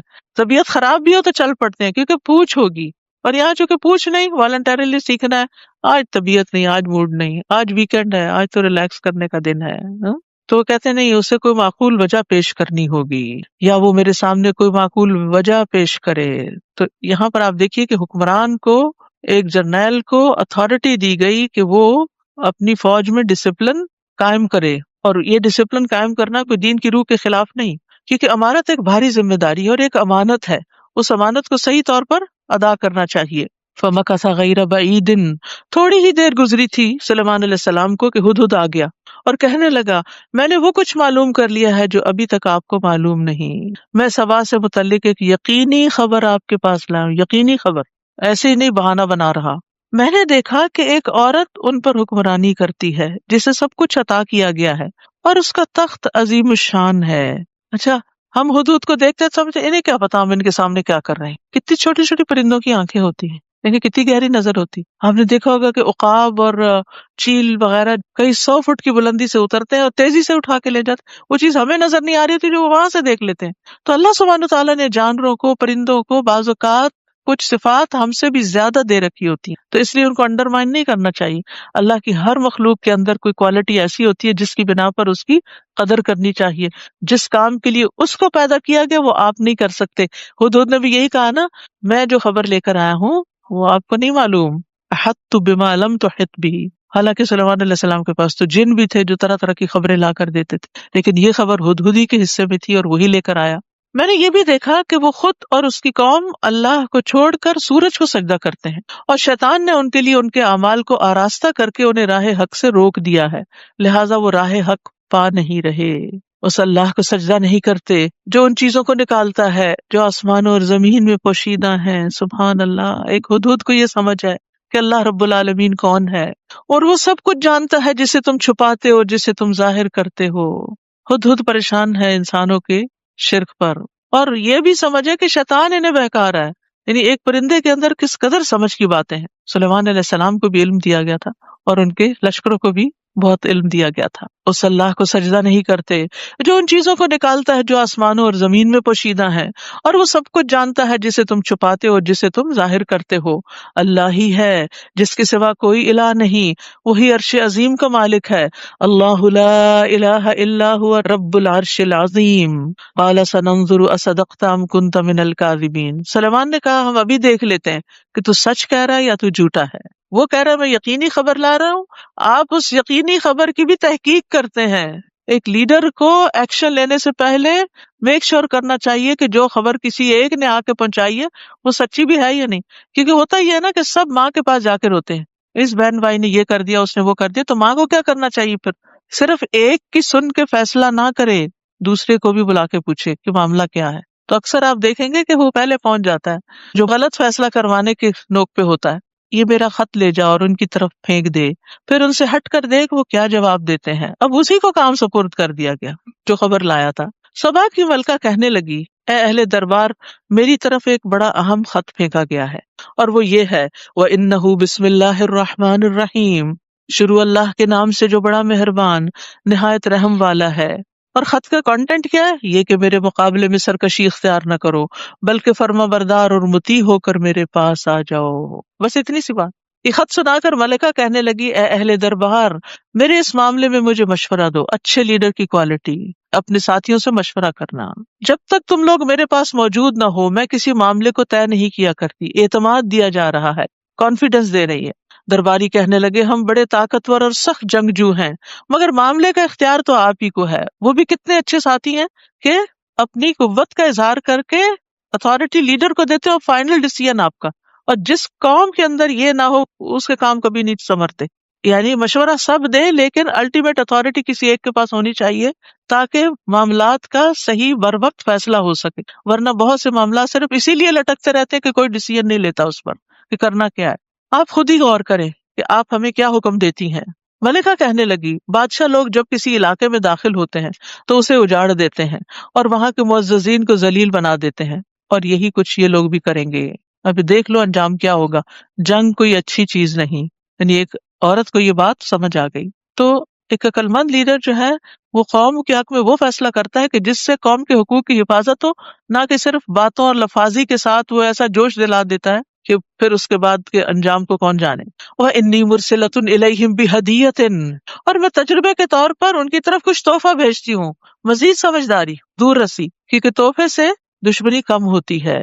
جن رشتہ داروں سے ناراضگی ہے نا، رمضان اچھا موقع ہے، ایک موقع آ گیا ہے ہاتھ کہ آپ ان کو منا لیں، آپ ان کو سلام بھیجیں، دعائیں بھیجیں، رمضان مبارک کہیں، اور اگر ممکن ہو تو کچھ گفٹ بھی بھیج دیں، تاکہ ان کے دلوں کی کدورت اور ناراضگی دور ہو، یا شاید کچھ کم ہو جائے، اور اگلے رمضان تک پھر شاید کچھ اور کم ہو جائے، اور پھر مرنے سے پہلے صلح ہو جائے. پھر دیکھو گی کہ میرے بھیجے ہوئے آدمی کیا جواب لاتے ہیں. تو ایک عورت کی جو سمجھداری ہے اس میں خاندانوں میں بڑا فائدہ ہوتا ہے. ایک سمجھدار عورت جذباتی فیصلے نہیں کرتی، وہ ایسے فیصلے کرتی ہے جس سے اس کی اپنی ذات، اس کے بچے، اس کا گھر، اس کی عزت، اس کی زندگی، اس کی آخرت، ہر چیز کا فائدہ ہو. کیونکہ اگر عورت بگڑ جاتی ہے، اگر عورت ناسمجھ ہو جاتی ہے تو گھر نہیں بنتے. تو اسی طرح کسی قوم کا لیڈر اگر سمجھدار نہ ہو تو وہ قوم کو ہلاکت کے گڑھے میں جا پھینکتا ہے. ابن عباس کہتے ہیں اس عورت نے اپنی قوم سے کہا اگر اس نے تحفہ قبول کر لیا تو وہ ایک عام بادشاہ ہوگا، تو تم اس سے جنگ کر لینا، اگر اس نے قبول نہ کیا تو نبی ہوگا، اس کی پیروی کر لینا. پرکھنے کا بھی کتنا اچھا طریقہ ہے. پھر جب وہ وفد تحفہ لے کر سلیمان کے پاس آیا تو سلیمان نے کہا کیا تم مجھے مال کا لالچ دیتے ہو؟ وہ تو اللہ نے مجھے پہلے ہی تم سے زیادہ دے رکھا ہے. تمہارا یہ تحفہ تمہیں کو مبارک ہو جس پر تم اترا رہے ہو. ان کے پاس واپس چلے جاؤ، ہم ان پر ایسے لشکروں سے چڑھائی کریں گے جن کا وہ مقابلہ نہ کر سکیں گے، اور انہیں ذلیل کر کے وہاں سے نکال دیں گے، اور وہ ہمارے سامنے پست ہوں گے. اب سلیمان نے اپنے درباریوں سے کہا اے اہل دربار، تم میں سے کون ہے جو ان کے مطیع ہو کر آنے سے پہلے پہلے ملکہ کا تخت میرے پاس اٹھا لائے. اب سلیمان علیہ السلام کی سمجھداری آپ دیکھیے. ایک دیو ہیکل جن نے کہا آپ کے دربار کو برخاست کرنے سے پہلے میں اسے لا سکتا ہوں، یعنی کچھ گھنٹوں میں لے آؤں گا، میں اس کام کی پوری قوت رکھتا ہوں اور امانت دار بھی ہوں. پھر ایک اور شخص جس کے پاس کتاب کا علم تھا کہنے لگا میں یہ تخت آپ کو آپ کی نگاہ لوٹانے سے پہلے ہی لائے دیتا ہوں.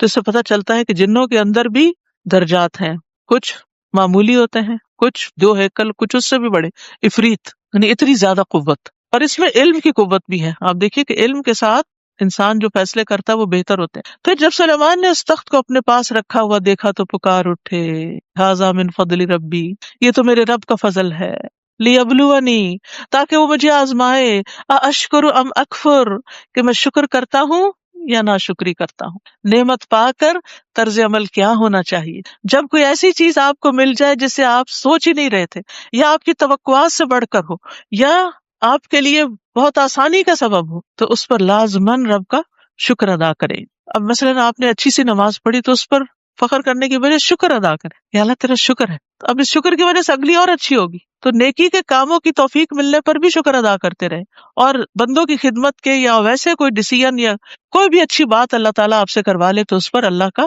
شکر ادا کریں. اور جو شکر ادا کرتا ہے تو اس کا شکر اپنے ہی لیے مفید ہے، اور اگر کوئی ناشکری کرے تو میرا رب اس کے شکر سے بے نیاز اور اپنی ذات میں بزرگ ہے. ھذا من فضل ربی، اپنی کوشش کو کچھ نہ سمجھا. پھر درباریوں سے کہا اس کے تخت کا حلیہ تبدیل کر دو، ہم دیکھتے ہیں آیا وہ صحیح بات تک پہنچتی ہے یا ان لوگوں میں سے ہے جو راہ راست پر نہیں آ سکتے.